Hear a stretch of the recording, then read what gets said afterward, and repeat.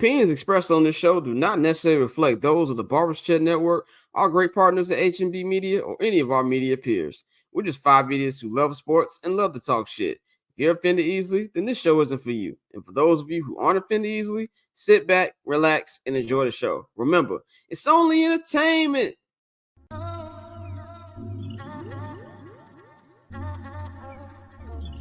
So cool. Triple double hat trick, I know the code too. Ice trade, go for trade, yeah we cold too. Getting paper on these player haters, old news. Money on the other line, so I'm not gonna hold you. Money on the other line, so I'm not gonna hold you. Money on the other line, so I'm not gonna hold you. Money on the other line, so I'm not gonna hold you. Money on the other line, so I'm not gonna hold. My agent just said we made 100 flat. Make it back and make it stack this like no Steven Jack. Put my rings up in the camera like I needed that. Up in the air and at the rim is where I meet them at.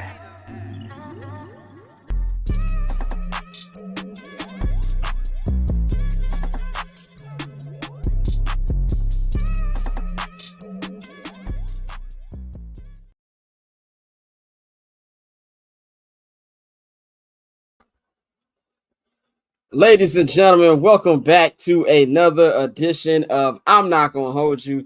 It is Friday, September 6, 2024. I'm your host, Scott Lewis. You can follow me on all social media platforms at Barberchair Scott. You can also follow the Barbers Chat Network at Barbers Net on all social media platforms. You can follow our partners, HB Media, HB Media TV on Twitter, and at HB Media on Instagram, man. Of course, you can subscribe to our Patreon right now, patreon.com/Barbers Chair Network, man. You can see, up on the screen, we're going to have the QR code. You can go right there and you can just, go right to the Patreon. We got 4 different tiers. We got the Summer Sessions tier, was $5, all Summer Sessions content. You want the 79th and Hallis tier. If you want the 79th and Hallis podcast the day before they drop, get it up on there. And of course, we got the $5 I'm Not Gonna Hold You tier, and then the $10 all access tier, man. If you want everything, subscribe to that. And everybody who has that tier, if you are a long time subscriber and you haven't used your Patreon code yet for the shop, get that 25% off your first order. And for new subscribers as well, you also get the same thing, man. So get in tune with the Patreon, man. Of course, if you're not on the Patreon, man, you can visit our new merchandise shop, man, bcnetshop.com. Get everything. I'm Not Gonna Hold You merch, 79th and Hallis merch, all Barbers Chair content, man. Shout out to everybody who ordered. All orders have been officially sent out. So if you haven't gotten yours already, it should be coming very soon. Your emails in your email. Check everything going on with the tracking numbers. All that has been sent out, man. Of course, you can visit the bcnet.com, your one-stop shop for everything Barbers Chair Network, man. And while you at it, just like, subscribe, leave a comment, man. We've got a long show for y'all today. It's season 5 premiere.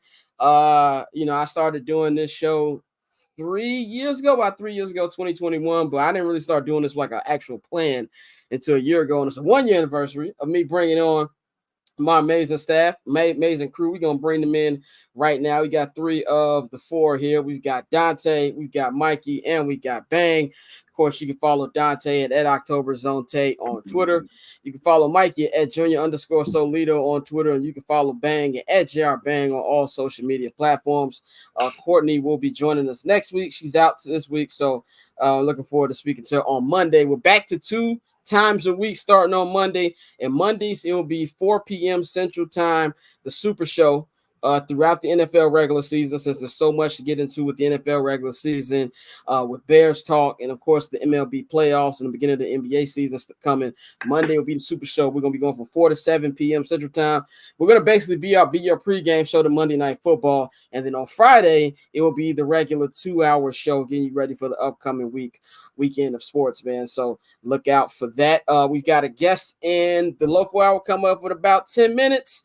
Robert Mays from the Athletic Football Show. It's gonna be good to talk to him. But how y'all fellas feeling? Well, ladies and gentlemen, when the camera is low and you got a glass in my hand, that means that means Dante's not producing today. Shout out to Nikhil, producer. Mikey, what's going on? It's been a while since you've been back on here. Chilling, bro. Feels good to be back, man. Bang, how you feeling, man? Hey, man, it's Friday. I think I should be good.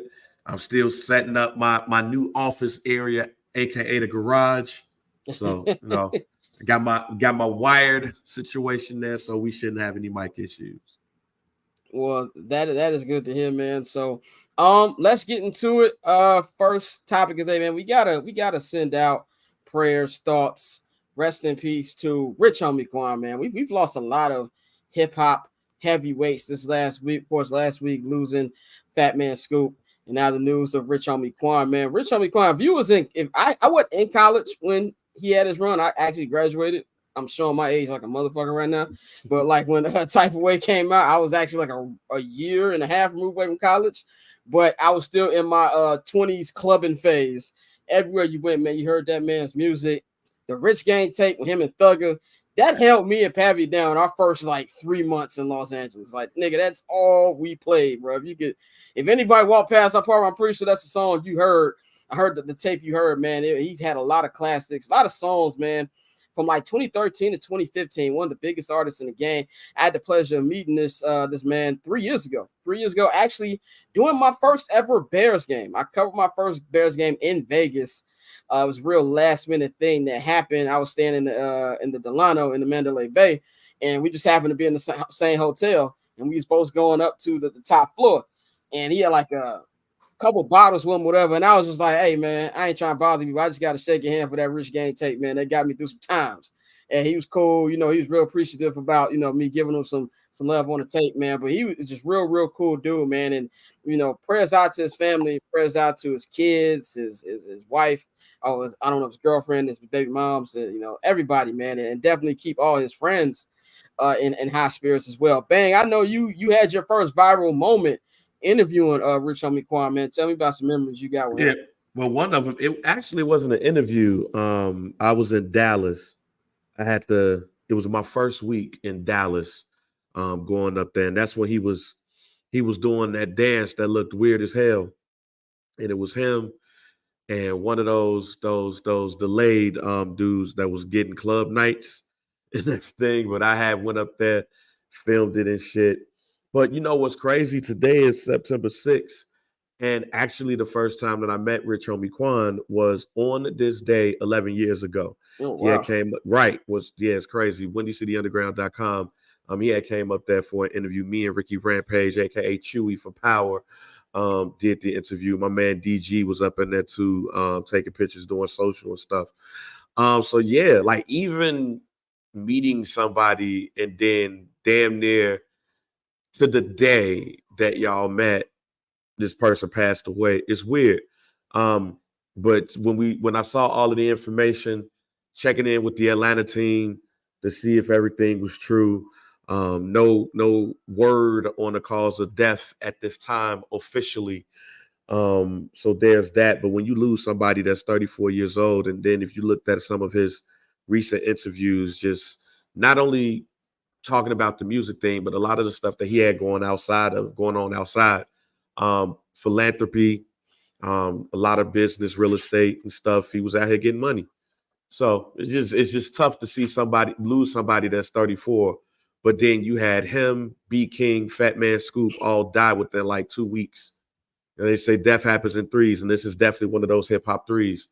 So it's messed up, but prayers and condolences to his family, his girl, all of Atlanta, because I know a lot of people in Atlanta really mess with him. When you think about it, what was that? Future, him, Young Thug, all together. That really held down Atlanta for a time. And there was an interview. Yep, Migos. And it was an interview that he said, yo, I'm not big three. I mean, there's a big three, or there's the new three of Atlanta, and I'm not number three. So he really held himself in a high regard. So rest in peace to Rich Homie Quan, man. Dante, I know you out there in the A, man. How's it? What's like the vibe out there, and any memories or things you have about Rich Homie Quan? It's really shocked. Like, a lot of people are shocked because obviously his name isn't buzzing as much as it was in the industry when he first came out. but he was somebody that was well respected. You know, he was like you mentioned him in Future and the Migos and Travis Porter. All those dudes were all in that era where we all were still really young, fresh out of college. I graduated in 2011. I think he came out in like 2012. But there's some type of wave video. He actually shot that in the AUC, so it was like right behind. It was 2 blocks away from the old crib I used to live in. So, like I said, he was always an Atlanta staple. And it was really just shock around the city. A lot of people were legitimately surprised. Like, obviously, with him passing away, Thug is still locked up. Some heavy hitters from that time are really, gone. We already know Trouble passed away. We can go down the list. Bankroll Fresh. There's been a few people in Atlanta that have passed that we lost. Takeoff. So, I mean, it was just another name added to the list, but really just a lot of people were shocked. Mikey, man, any memories of Rich Homie Quan, man, during the time he was really, really taking off? No, for sure, because during the time he was really taking off is just when I moved to Miami. So that shit was crazy down there. I actually seen him perform one time when I was at Live. That I Promise I'll Never Stop Going In album, that joint with Thug, that Please Get the Fuck Out My Face. Like, that was my shit, like legitimately my shit. So, it's sad, condolences to his family. And, you never like to see this, especially, you look at it, he was born in 89, but he was younger, he was younger than me and you, Scott, he's 34 years old. So, yeah, it's just sad all around. But, it sucks because this is, the genre that we listen to the most. This is the, it's the only genre where this shit happens. Yeah, man, it's definitely. It's where it happens so frequently. Yeah. Let me correct that. Where it happens so frequently. Definitely, man. Definitely tragic. But prayers out to his entire family, man. Let's I'm trying to make the smoothest transition. We're gonna time to talk football, man. Our first local hour of the Bears season. Here. Bang, there we go. It's the local hour. There we go. The first official local hour of the 2024 football season. We will get into last night's action in the second hour. Let's just say I had a good hearty laugh at the end of that game last night. So we're going to be talking about that. We will be joined by Robert Mays in just a minute on here, man. But going into this game, week 1 feeling, much different feeling than it was a year ago. I think I was overly hyped this time last year to the point where, like, I should have probably checked myself, but I didn't. I remember that whole, feeling. So Scott's answer, I'm like, okay, here we go. I don't. And this rumor's been going over so long. I don't even remember who started it. And I think this goes back pre-Barbershop Network when we were just doing 7 Nights at Howlers. But anyway, it was a different feeling. Like, I was, really trying to see, oh man, the Bears gonna actually beat the Packers this time. Packers smacked them up, but this one is a little different. Cautiously optimistic is probably the best way I can describe coming into this season and how I feel about the Bears. But probably, being in camp for the last 6 weeks and being up there a couple days ago, getting ready for preparations and actually getting into regular season schedule, which I love because I can start waking up at regular time. And that is to see basically, this team is confident and not just overly confident. I feel like last year they were trying to convince themselves that they were more confident. This one, I feel like every time when the media brings up expectations, it's more like, oh, well, we're tired of hearing about that shit. We need to go out there and get it done. So that's kind of what I'm feeling. I'm excited for Sunday, ready to get it done. And I think it's going to be a good one. We're going to actually preview that later on. But Mikey, what's your feeling just coming into, this week? I'm excited, man. I'm excited. I've never wanted a Friday and Saturday to go by so fast until this weekend. But I'm feeling confident. Last year, I think our optimism, in the words of the great Thanos, it was misplaced. But it was because we had hope that Justin Fields could do something. We obviously seen that wasn't the case, and the Bears decided to move on. But now, like, I can't never remember an off season and, on the eve, 72 hours of a kickoff of an opening week 1. And I can say the Bears might have a top 10 offense, Keenan Allen, DJ Moore, Rome Odunze. And then you have this, this supposedly, and we hope, white light in Caleb Williams. So I'm super excited. I'm telling you, man, I'm gonna knock out. I'm gonna take a couple of fucking Tylenol PMs and just sleep through the weekend. Bang, man. What's your feeling over there? Hey, man, I'm like Mikey, G. I've never not wanted Sunday to get here so fast. I don't care about tonight. I halfway didn't care about last night. I went to sleep and missed everything and woke up and saw what happened and just was like, all right, so what?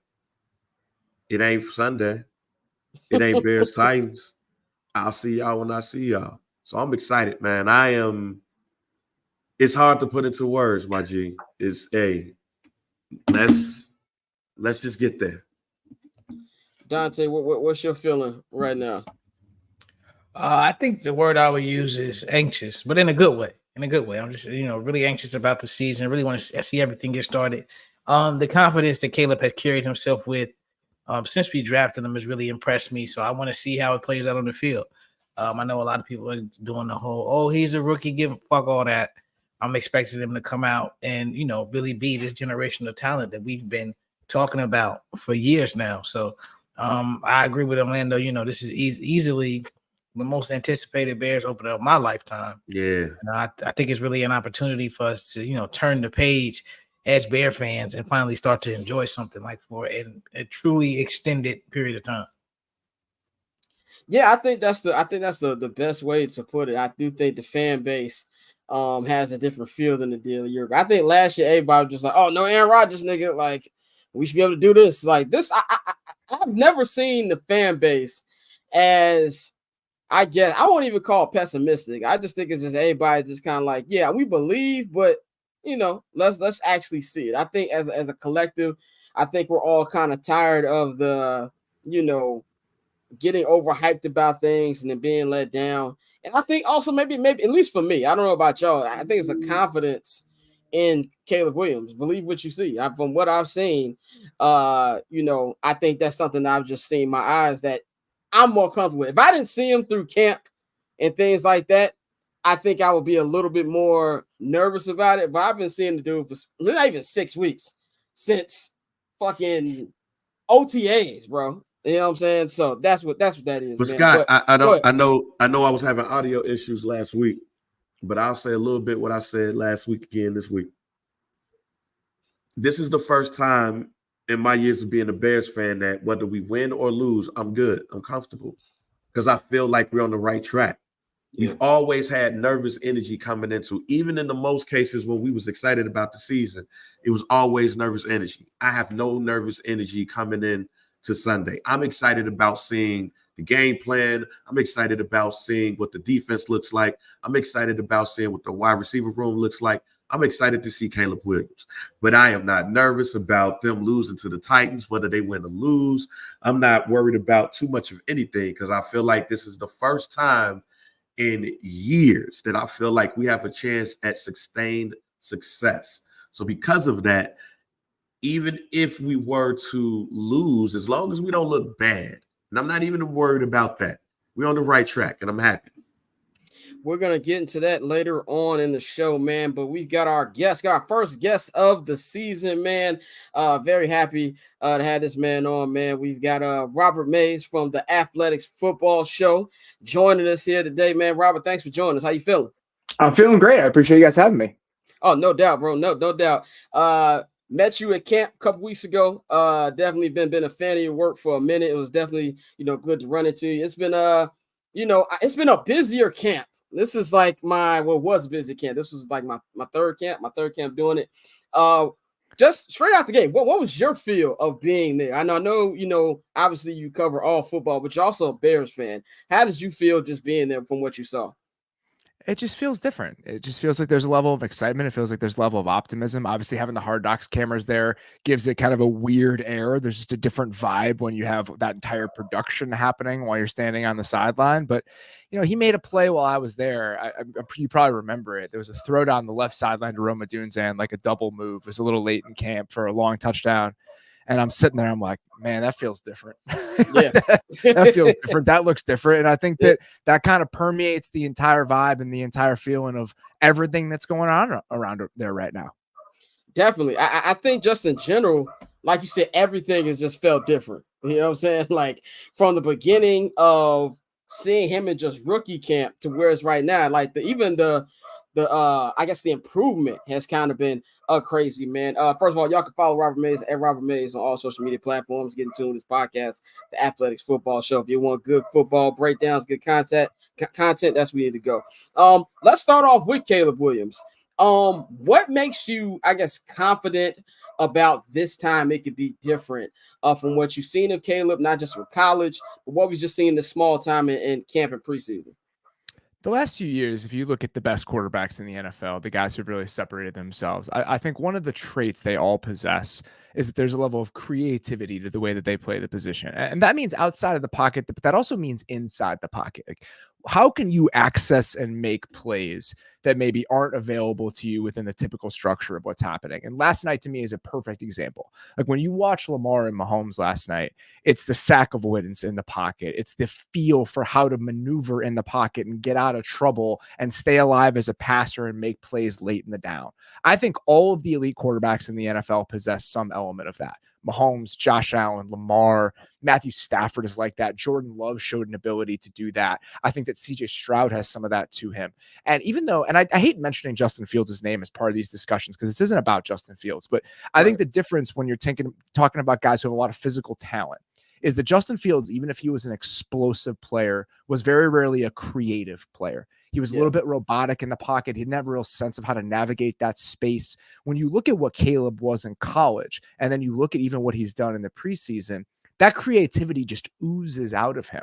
It feels the same way it does when you're watching the best quarterbacks in the NFL. It's a creativity for that space and a feel for how that space operates, especially when it starts to get condensed. And I think that because he has those traits, that's what makes this feel just a little bit different. And I think also, with rookie quarterbacks, there's always the up and downs and things like that. Outside of, the good things we see about Caleb, what's something that you think will probably be the toughest for him to transition into the NFL, especially against a team like, Tennessee? I think it's more just about taking what's there when it's there. How often are you playing on time? How comfortable are you playing on time? How quickly do you get into creation mode, maybe when you don't need to get into creation mode? And this is something that's been a problem for even some of the elite quarterbacks in the NFL. I think Josh Allen is a phenomenal football player. But early in his career, there were times where Josh could get into frantic Josh mode a little bit faster than he needed to, where he'd be turning things down on schedule within the structure of plays because he's trying to make a superhuman play.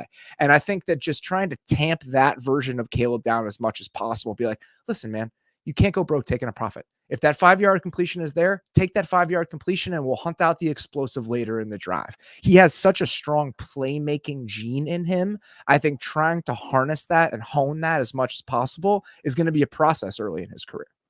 Definitely. I definitely agree with that as well. And I think the thing that's real unique about this, and I said this on the show a couple weeks ago, we've never seen not just a rookie quarterback, very few rookies in sports. I think this is the best situation that any rookie has come through since Magic Johnson in the 79-80 Lakers. Like, he came in with Kareem and just how loaded that roster was. Like, this to me is the best situation. So maybe even his falls won't be as rough as any other rookie quarterback, and I think that's something that serve him well. Let's talk about like the rest of the team. I mean, we're all big Caleb quarterbacks will move, but the rest of the team, defense is coming off a good year they had last year, really finishing strong. Another year, full year with Montez Sweat, and Gervon Dexter's new year for him. Kyler Gordon's finally healthy. We know the good things they can do. What's the concern that you have for the defense coming into the season, or the offense, just the team in general?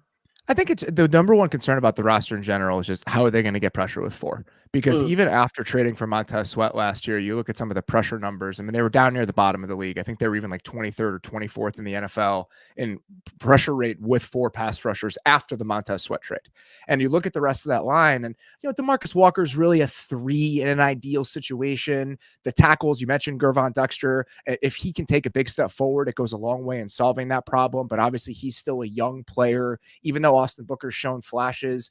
He's a 4th-round rookie going into his first season. So I just think that top to bottom, that defensive front as a pass rushing unit doesn't have the sort of juice that elite defenses in the NFL typically do. And there's a chance that they can make up for it with the coverage skills that they have on the back end. There's an argument to be made that if you include the linebackers, it's the best coverage back 7 in the entire NFL. But if you're going to be a team that doesn't blitz a lot, you need to make sure you're affecting the quarterback with 4. And I still have some concerns about the group they have on the roster and their ability to do that consistently.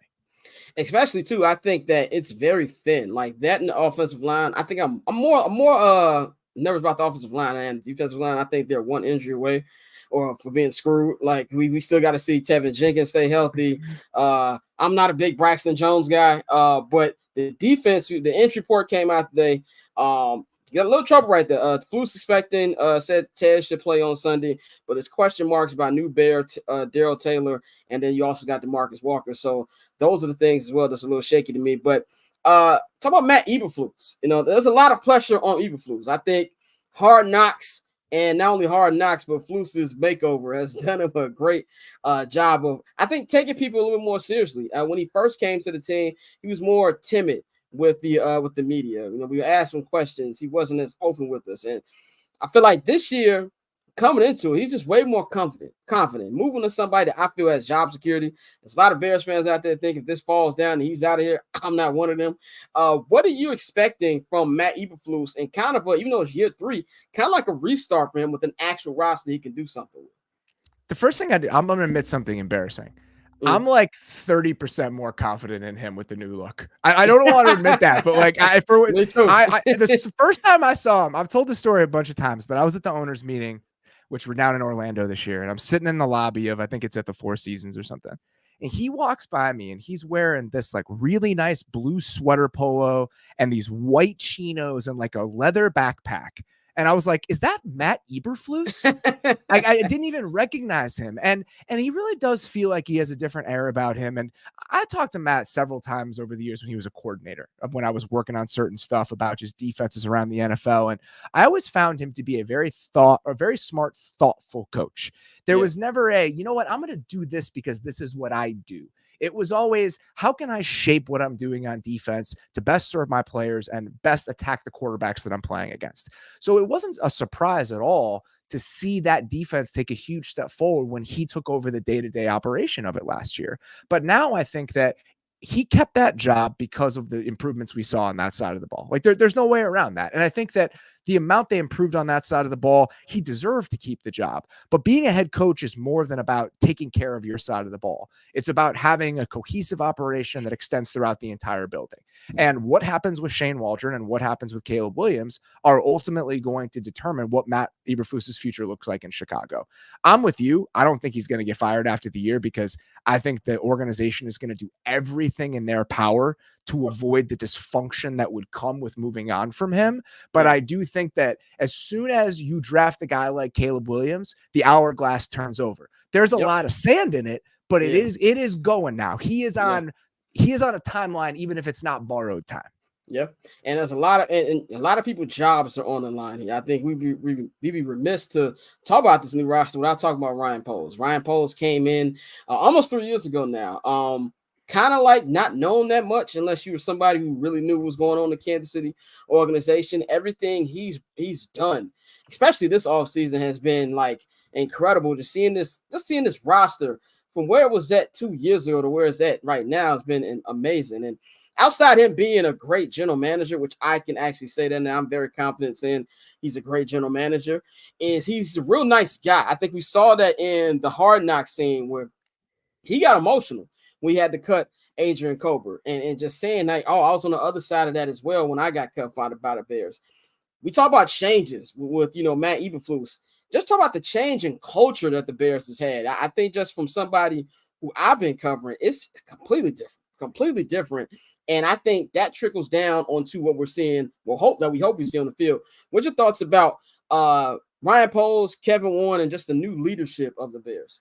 If you look at the way that Poles has tried to build the roster and the things that he's tried to attack, what he was going to do was he was going to put the next quarterback, whether it was Justin Fields or probably somebody else, and in this case, Caleb Williams, he was going to do everything in his power to make sure that the organization didn't fail that person. And I'm impressed by that. And if you look back at what they did in the top 10 in both of the last 2 drafts, they go get Darnell Wright heading into last year after trading the number 1 pick and getting DJ Moore as part of that selection. So you get a starting tackle and you get a number 1 receiver because it helps you get information on Justin Fields and whether he's the guy. And if he's not, it sets you up to put the next guy in a good situation.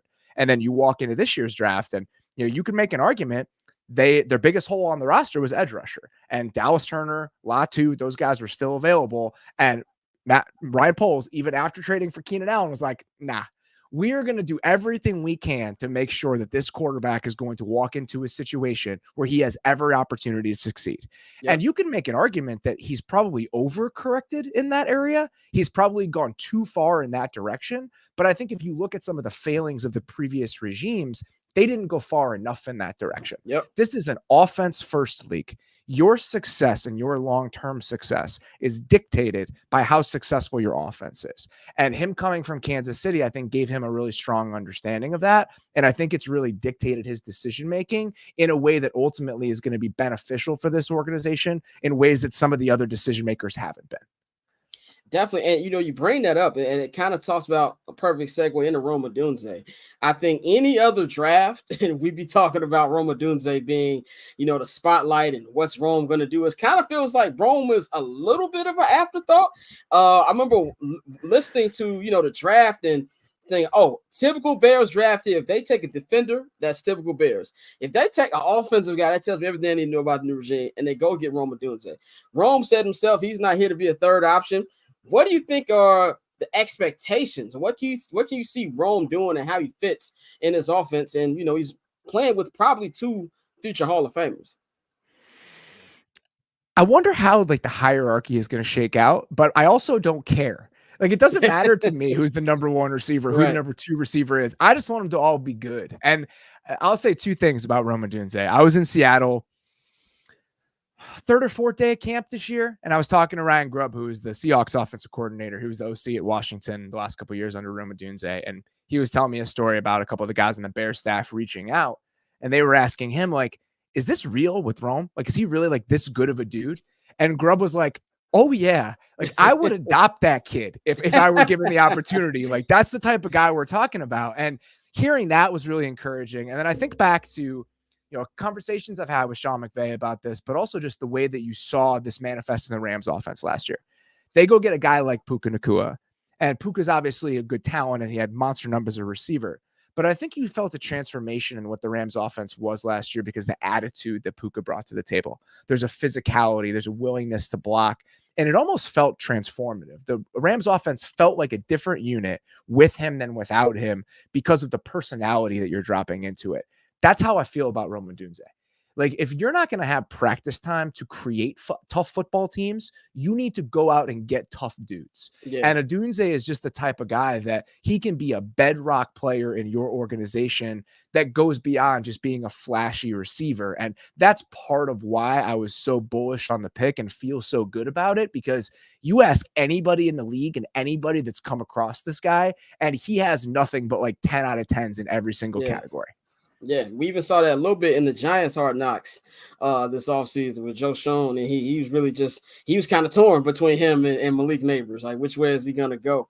And Rome, he's from what I've been my small interactions with Rome, he is just a super nice dude, very confident as well, and I definitely think he's gonna be big. Couple more things for you. Let's get into this actual season. So Bears in a tough division. I don't know if it's the toughest division. I think at worst it's top 2 toughest division in the league. You got a team in the Detroit Lions who were, if Dan Campbell didn't pretend like he was playing Madden in the second half, they probably go on to Vegas. You got Green Bay, who a lot of people are high on, it. Not just saying on just Green Bay. Hey, I don't get why they're that high on them. As far as Super Bowl picks. What do you think about the Bears' chances to compete for the playoffs and any small chance of actually competing to win the North? I think there's a chance, if Caleb comes in and is immediately a star, in the way that maybe a CJ Stroud was last year, I absolutely think they can be competitive. I just think that the Packers and the Lions are a little bit further along in their plans. And that's why I feel like the areas of their roster and the weaknesses are just harder to pinpoint. Detroit, This is year 4 of their rebuild, and Yeah. they've really gone out and attacked the weaknesses that they had coming into this season. You think about the amount of bodies they added in the secondary, the fact that they've really hit on weapons on the offensive side of the ball. And the other part of this that I think is really worth remembering on Detroit's side, especially, it's really, really hard. Quarterbacks have used this term with me before. It's hard to know where the bodies are buried with your offensive Right. system in year 1, because you're just figuring out what you do well. And so it's hard to figure out where the weak points are right away. And in the relationship that a Jared Goff has with a Ben Johnson, they're in year 4 together. They know how each other are thinking. They know what the intention behind play calls are. They know why they're doing certain things. With the Bears, there's going to be a feeling out period. Like, it's not an indictment of Shane Waldron or Caleb Williams to say that they're not going to be as far along, even by the end of this season, than Jared Goff and Ben Johnson are right now. And even though Jordan Love is in year 2 as a starter, this is year, I think, 6 of Matt LaFleur's system in Green Bay, and Jordan Love has been there for 5 years. So even if the Bears are one step behind those teams, that's okay. It's just I think it's important to acknowledge where they are in the process and where the other teams in this division are in the process, and why that creates a little bit of a gap. Do you think that they make the playoffs this year? What's your prediction on record, and do they make the playoffs? I think they're going to be right in the mix. I think if the quarterback is who we think he is, they should be right in the mix. I just think it's important to remember. I'll ask you this. You look at DVOA, just advanced stats on offense and by efficiency. Where do you think the Texans finished last year? Well, as far as offense? Yeah.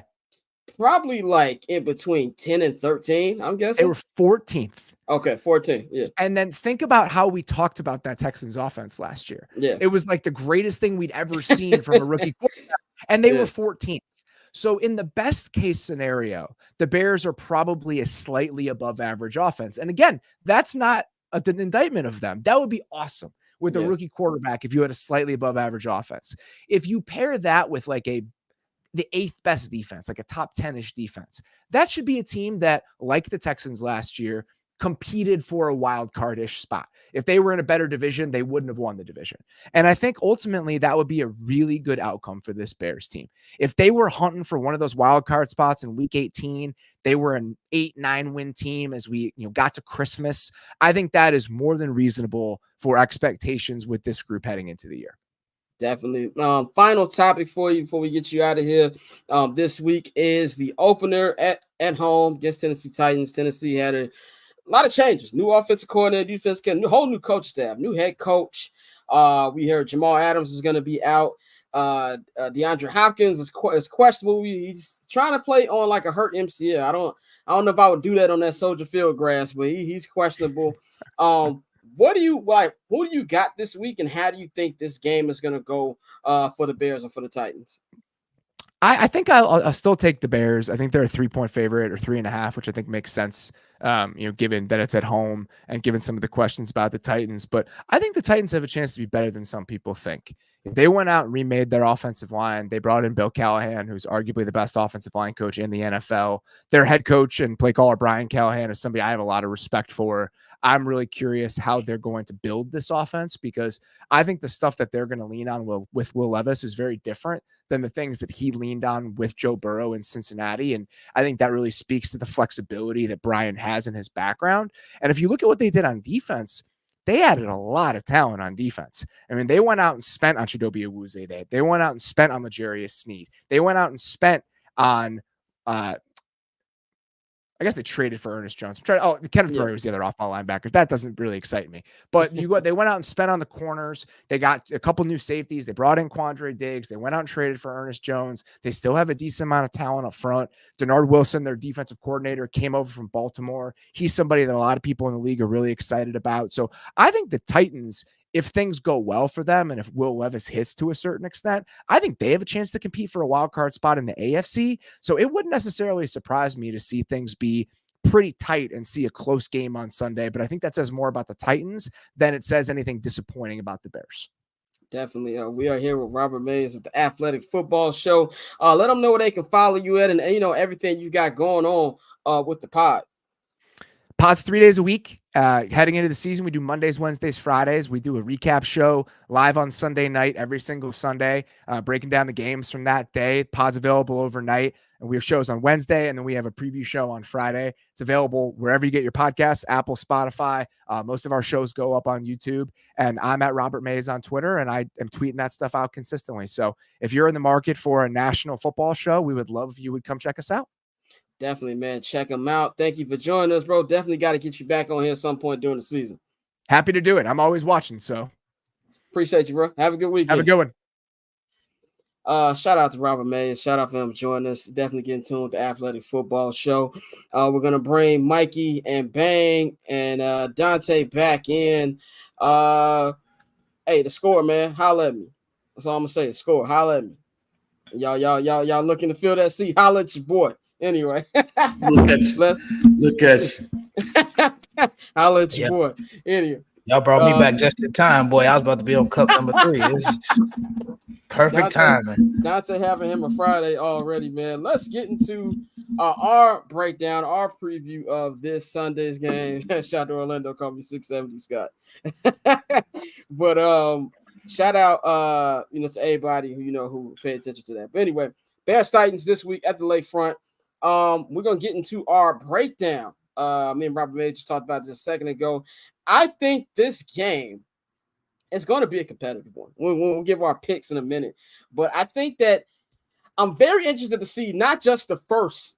I'm not worried about the opening drive. I think as Bears fans, especially during the Eberflus Yetzi era, we've seen fire opening drives. I want to see what it looks like when the scripted play is over.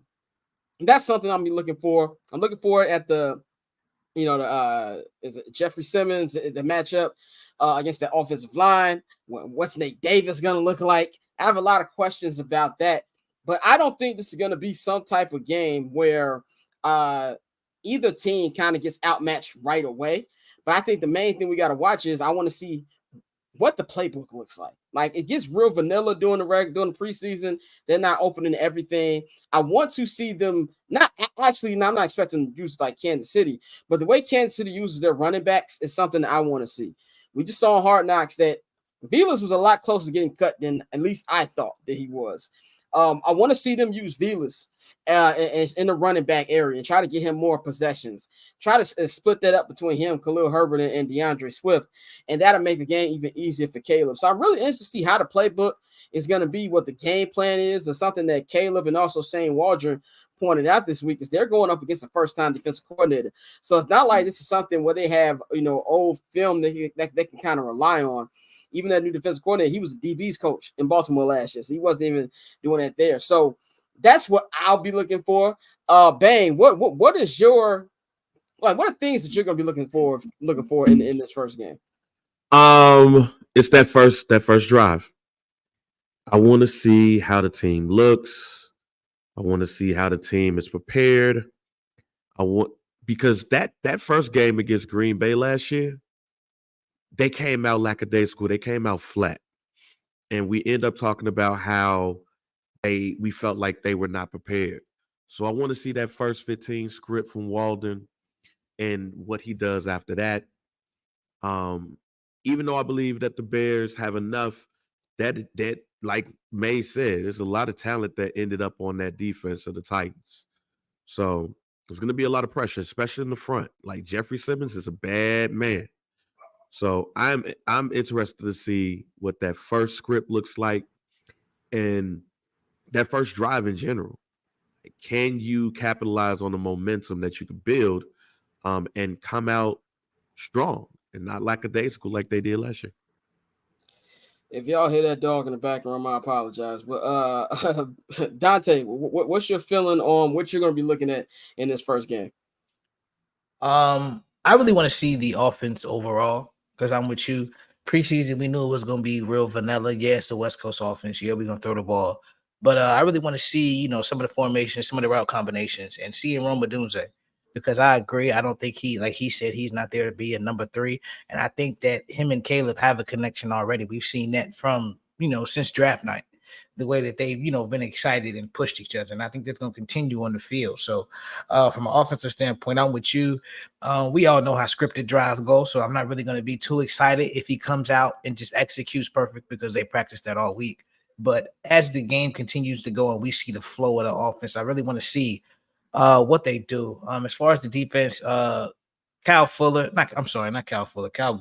Gordon. Really excited to see him. I think he's going to be a extremely impactful player, especially if our defensive line can pick it up a notch. I know everybody's going to say that's what they want to see. That's kind of the obvious. But I think, given what they did at the back half of the season, if they can do that with the DBs we have, I think this team is going to be tough to score on. So really, like I said, Kyler Gordon in the slot and Rome Odunze are the top two things that I'm looking forward to on Sunday. Mikey, you've been saying from the jump that you really paying attention to how the Bears come out this game. You voiced concerns about how they would work around it in preseason and camp. And before we get to, I actually want your opinion, because we didn't get a chance to ask you about that. Were you impressed, or actually did you like how Flus went about camp in preseason this year compared to last year? Oh yeah, definitely. I like that he stuck to his word, and he gave Caleb those. I think it was about 41 game reps plus the reps from the scrimmage with the Bengals earlier that week. But I like how they let the offense work through some of those kinks that they had. To be honest, the first two drives of that game, the Bears were going up against the Bengals second string defense, and it looked terrible. It just didn't look good.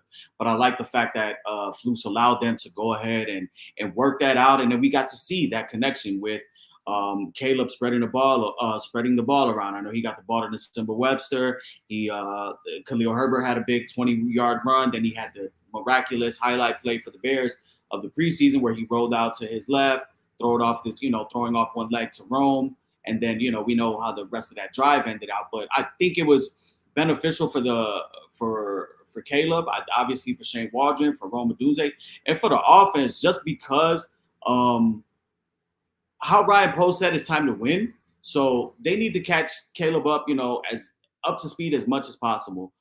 So I'm cool with that. I was happy with how they went about the preseason. I think Tyson Bagent looked really well too. One thing that stood out to me is that this just looks like a franchise and an organization that's heading the right way. Everything seems to be done right or being done right. We saw that highlighted in Hard Knocks, but it was, there was some competition on this roster. It's really tough, to crack the roster. So I really like where we're going. So preseason was cool with me, and then just going, as we segue into week one and to the home debut of Caleb Williams and this iteration of the 2024 Bears. For me, it's about timing. I want to see how Caleb plays.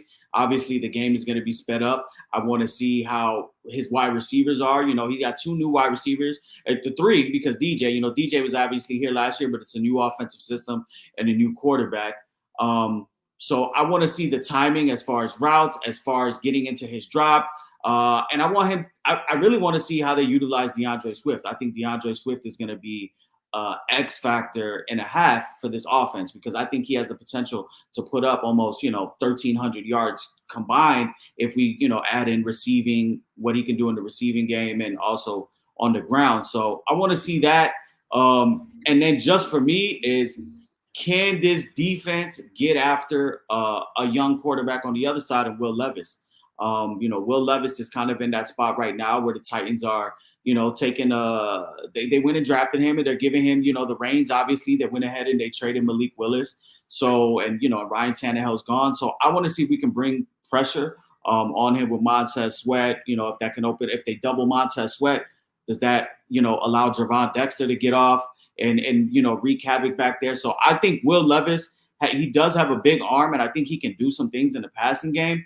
But I feel like this defense, with Eric Washington being added and the emphasis that they put on in OTAs and camp on blitzing more and really coming after the quarterback, I think they need to get after him early, because I think if they do, and Flus does send the house, I think Levis is liable to, to cough up that rock and, the field position game is going to be key when you're dealing with the rookie wide receiver. So I think the more advantages that the defense can give Caleb to operate in the short field, then, the better for the offense and the outcome on Sunday.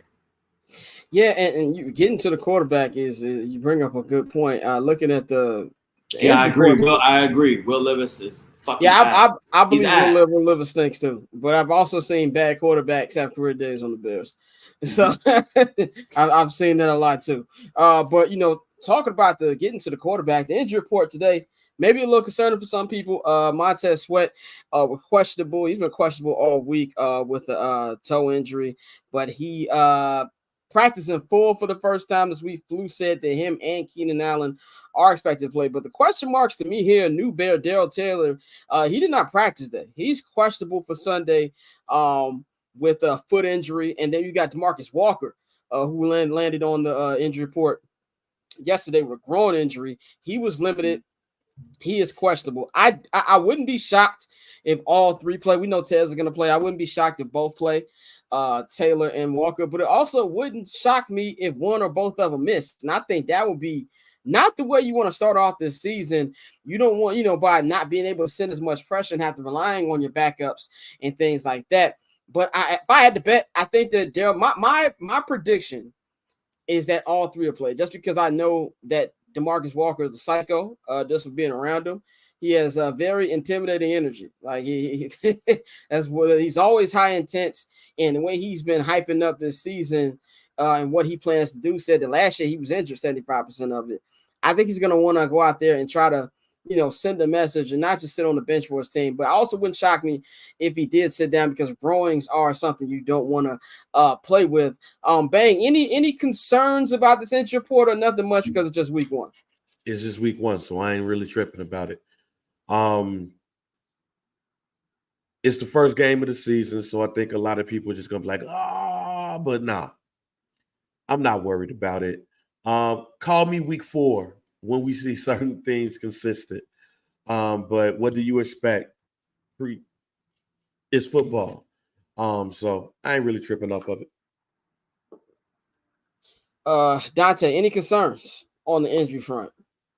No, not at all. Not at all. It's week one, like you said. These are all little small injuries, limited in practice and whatnot. But I mean, that's it. That's football.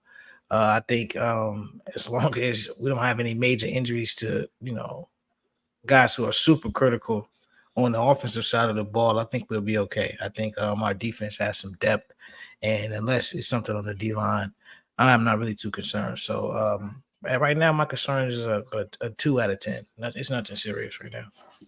Mikey, how about you? I know you hit the eyeball emoji when you saw Tez on the injury report earlier. Are you concerned about any of this? No, I think if anything, right now it'd probably be just DeMarcus Walker. I seen the confusion with Flus and the media report that came out, with the actual injury list for the week, as we head into Sunday. He kind of said, no, they're good to go, but he's like, they're not on the list. Oh, wait, they're on the list. I'm not worried about them. The only one that I would kind of be worried about is DeMarcus Walker, just because of his versatility. I mean, you're already down, Zach Pickens at the defensive tackle spot, and we know that DeMarcus Walker kind of interchangeable plays, a little bit inside, plays outside.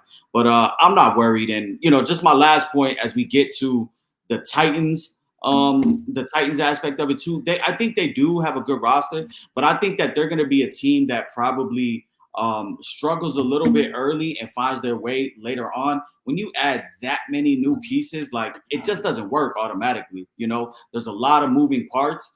So I just don't think that we're going to get like the best version of the Titans, on September 8th, that they might be, come say, late November. I will 100% agree with that. You got full season Will Levis. You got new wide receivers. You got one who's either hurt and won't be playing. You got 2 new coordinators, 2 coaches, a new coach, head coach. It's a lot of changes for them as well. That's why I think you got a new running back in Pollard. Yeah, I keep forgetting Pollard's on that team. You got some new, you got Awuzie, you got L'Jarius Sneed, you got Diggs, you got the new linebacker that just got there last week. There's a lot of moving parts. The one thing that does concern me, obviously, is Jeffrey Simmons, because he throws people out the club for breakfast. Yeah. But outside of that, I think that this is a game that the Bears should take. And it's a whole new coaching staff too. Like, Yep. Don't get me wrong. You got I've never been a big fan of Brian Callahan as an OC, so I'm definitely not going to be a big fan of him as coach. Now, his dad is one of the best offensive line coaches ever. And like we've said, Jeffrey Simmons is a beast. But we're talking about Flus and the Bears and everything. Your first game of your as a head coach of your career, it's going to be a lot of jitters and stuff with that too. So is that team fully prepared for what's going to happen? Oh no, we'll see. Let's get into our game picks of this week, man. I have thought long and hard about this game. If you listen to 79th Dallas this week, you already know which way I'm going. I got the Bears winning this game 24-7. I think it'll be a close game up until midway in the third quarter. I think that both offenses might come out a little shaky. I expect the defenses to really show out the first half of the game. But I just think that ultimately Caleb's going to be too much. I think Caleb throws for about 250. I think he has 2 touchdowns passing. And I think this is going to be a big run game too. I think DeAndre Swift gets the score. Here's my bold prediction. I got 2 bold predictions. Velus Jones scores a running touchdown, and Kevin Byard gets revenge on his old team. He has a pick 6. I think the Bears win this one 24-7, finally winning opening game. Even I said finally, they won 2 years ago, but winning an opening game and starting this year off with momentum. Momentum is a big thing. I'm not calling any game a must win in a 17-game season, but I feel a lot better going into NRG Stadium next weekend, kind of playing with house money a little bit. Like, all right, we beat the team we're supposed to beat. Now let's see if we can beat who I feel is this year's NFL's culture team and knock them out real quick. And that'd be a nice 2-0 start for them. So I got Bears 24-7. Mikey, which way do you got this going? And do you have any bold predictions? I got the Bears winning 26-14. My bold predictions is Tony Pollard has both touchdowns for the Titans, and Roma Dunze is the first career passing touchdown for Caleb Williams. I think we get that connection right away. I'm really worried about Tony Pollard just because I know he can be versatile out the backfield. The last time that we went up against him and he went up against the Eberflus defense, that was when he was with the Cowboys and he had a career game where he had 131 rushing yards and 3 TDs. So just keep an eye on him because I think this secondary will be able to lock up those wide receivers, especially with a Gimpy Hopkins. I don't think Levis is going to have much success, so I think we have to key in on Tony Pollard. But I got the Bears winning, the Bears covering. Go Bears. Dante, you say you all in on this season. You had them going 12-6, was it? I don't 12-5. 12-5, my bad. I got forgetting about the games. How you see this weekend's game going? I got it as a dub for the Bears. I got it 24-10. I agree with Mikey when he said I think the Titans are going to be a good team. I think they're going to compete for a wild card in the AFC, but I think that's a team that's going to take more time for them to get it together. I think it will for the Bears, at least especially on the defensive end. So I think my score is going to be 24-10. Actually, I think Caleb gets 3 touchdowns, 2 passing and 1 rushing. So I think this is going to be a really good game for the Bears. And again, I should have said this in my concerns. As long as the interior of the offensive line can hold it down, even with his ability to extend the play and everything like that, as long as they can keep him clean, I think this is going to be a really good game for Caleb. I think Will Levis is going to give us the ball at least once. And I think overall it's going to be a very, very happy first game on the lakefront. So, yeah, I'm going to go 24-10 Bears. Bang, take us home on the local hour. How you see this Sunday going? Yo, I got the Bears 30-10. All right. I got hits principle all day long. Will Levis is going to throw 2 interceptions and have a fumble. I got Austin Booker coming out the gate with a sack and a half. Caleb Williams is going to have at least 2 touchdowns. Roma Dunze will be getting one of those. I think it's going to be a fun day on Sunday. So if a shout out to Jay Illa, play the Dirk album cuts again. So this time it can feel better than it did a year ago. When I was hella hype walking into Soldier Field, man. But that's all we got for the local hour. If you want to watch this in full, of course, you can subscribe to the Patreon. It'll be up on the local hour. We'll be up on there tonight. When we come back, we're going to recap Chiefs Ravens. Lamar Jackson, bring your ass down to the stage. We got to talk We're going to get into our week 1 picks, talk a little bit of college football, and also we got Mikey's weekend bets. We'll be back in about a minute.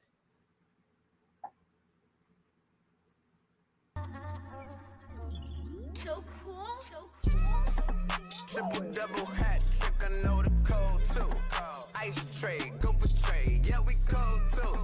Getting paper on these player haters, old news. Money on the other line, so I'm not gonna hold you. Money on the other line, so I'm not gonna hold you. Money on the other line, so I'm not gonna hold you. Money on the other line, so I'm not gonna.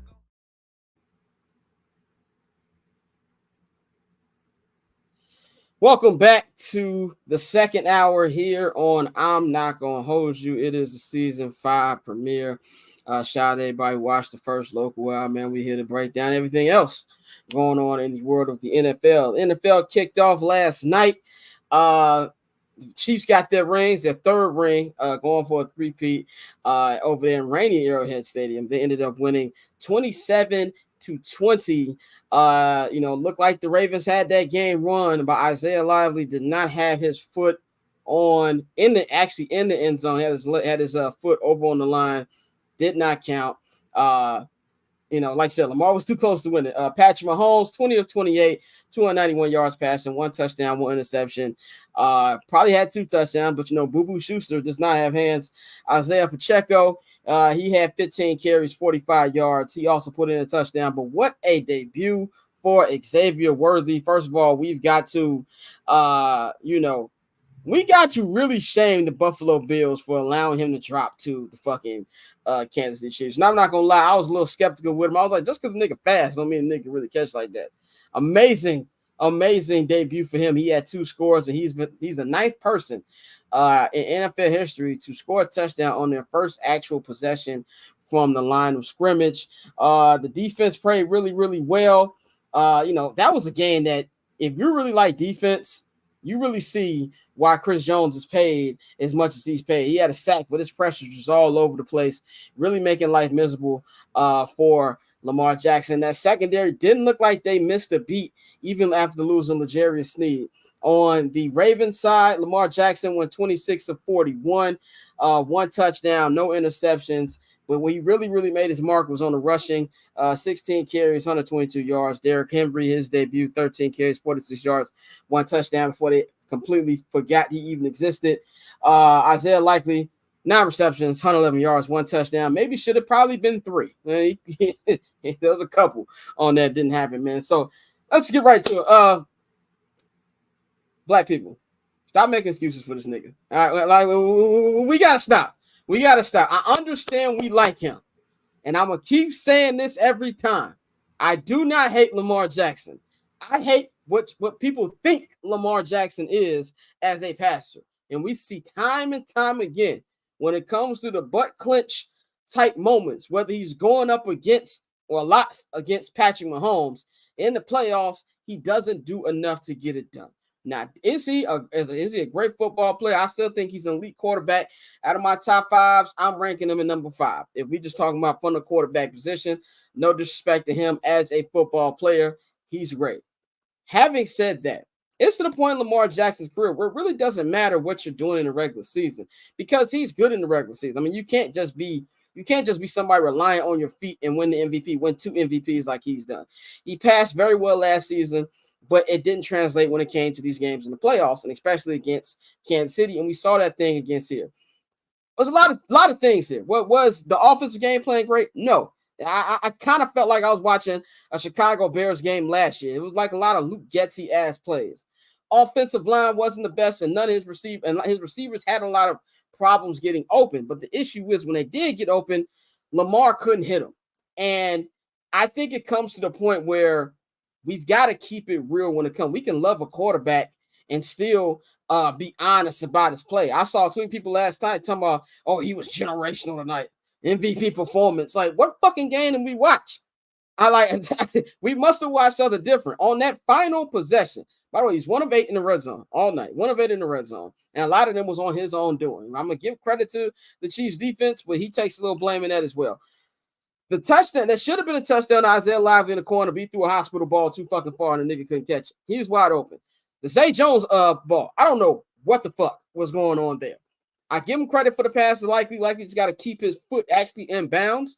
But to me, it kind of looked like I was watching Justin Fields, where he has the other parts where he's not even looking to even throw. He's just immediately trying to go to run. And I think that also when you're the offensive line, it kind of puts them in a bad position as well. When he has the spectacular plays, he had a couple sideline throws to Isaiah Likely, a couple to Bateman that made you think, oh, these are really the big time plays. But when it comes down to cutting the mustard, he doesn't make the plays that you need to be. You know what I'm saying? Too many dump passes that we saw. And that's just my issue with him. It's to the point where I think that they're going to bounce back from this. I think they're going to have a great season. They might even win the division again. I think Lamar's going to have a really great season as well. But what can you do? Like, when is Lamar going to take that next step passing wise to be able to beat Patrick Mahomes, be able to beat any of these other elite quarterbacks in the NFL? And I think if you're a Ravens fan, that's got to be a little disappointing to see, because now you're pointing in your, I won't say rebuild, but window where it's like, okay, we got to find a way to get over that hump. And that to me was something that I found concerning last night. I'm going to go to Dante first. Dante, what did you see from the Ravens, and who should feel better about how this game ended? I don't think it's really about feeling better with these two teams, because you both have Super Bowl aspirations. So at the end of the day, this was just early litmus test of what your team can do and what your team can do against top talent. As for Lamar, like you said, I agree. Some of the play calling I didn't really like. He made some great throws, he missed some throws, but I don't think it's fair to say it at this point it doesn't matter what he does in the regular season, because if that's the case, if he won this game, we still would be sitting here saying, well, shit, you got to do it in the playoffs. So, I mean, it's one of those things where, say that, by the way. I know you would, but other people wouldn't have been saying that. They would have been like, see, it's his year, he ready. So, well, knowing how we all know people take the NFL season because it's only 17 weeks, and they'll sit here and they'll hype it every week because every week means so much. I don't take too much from this, but I just think it was a really good game. We saw the Ravens defense get touched. We don't see them give up 27 often.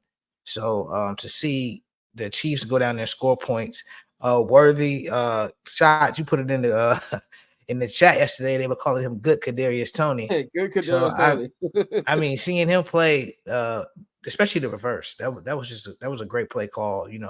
Giving Andy Reid a weapon like that, seeing what he'll be able to do with it. I'm excited about that. But I don't think it's too much you can take from it because it's week 1 of week 17. But I mean, it was a great start to the season. Mikey, man, what'd you feel about what you saw last night? If you were a Raven fan, how would you feel the next day after this? If I was a Raven fan, I would just take all of our Bears Luke Getsy tweets and just backspace Luke Getsy and put Todd Monken's name in there, because I do not understand the game plan once again. Shying away from the run.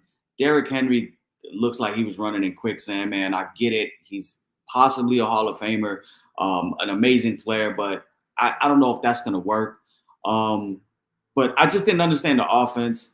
I didn't understand the game plan. A lot of passes at the line of scrimmage or behind the line of scrimmage. It was, like you said, it was very reminiscent of the offenses we seen Justin Fields running, during his tenure with the Bears. As far as the Chiefs, those motherfuckers are gonna three-peat. I'm just gonna say it now. I said it last year. I said it earlier. They're gonna three-peat, man. I just think that they're just too focused, too determined. And when you have that guy, number 15 back there, they're going to make shit work. I mean, yesterday was a perfect game for the Chiefs in my mind, because you put up 27 points at home, you get a couple stops, your defense was putting pressure on Lamar, and it never really felt like the game was in jeopardy. I mean, I understand that the Ravens had a chance with we had the ball last, but like even that was kind of fluky. Like, did any of y'all at any point watching that think that Lamar was going to be able to put 7 on the board? No. It's like I didn't have any confidence in that. I mean, to throw to fucking Likely, he threw that shit to Taylor Swift and up in her right. He just happened to skybox. catch it. Yeah. And Isaiah Likely was just, I don't know what the fuck. He was just pressing triangle on the button, and he fucking, I thought he was dead. And then next thing you know, next play, he's in. One play, then he's back in. So, I think the Chiefs are good. I think they're only going to get better. And they're going to find creative ways to use Xavier Worthy. Rashee Rice, he looks like, he's going to be a guy.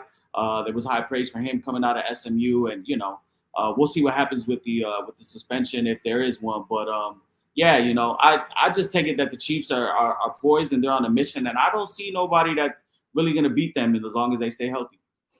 Bang, what's your thoughts from last night's game? Boy, I was stupid for taking the field. Boy, that Xavier Worthy pick, oh my God. When he ran for that first touchdown, I was like, shit, it's a wrap. These boys gonna go 3 in a row. It was Isaiah Likely at the end of the game at the press conference said, if this is their best or whatever. Oh, he was wild. Yeah, he was wild. Basically, said that the Ravens will be better. And I'm like, if this is their best or whatever. Well, I was sitting there like, well, the Chiefs didn't play all that well either. That wasn't their best. Wait till you get to week 7 or 8 when they're hitting on all cylinders.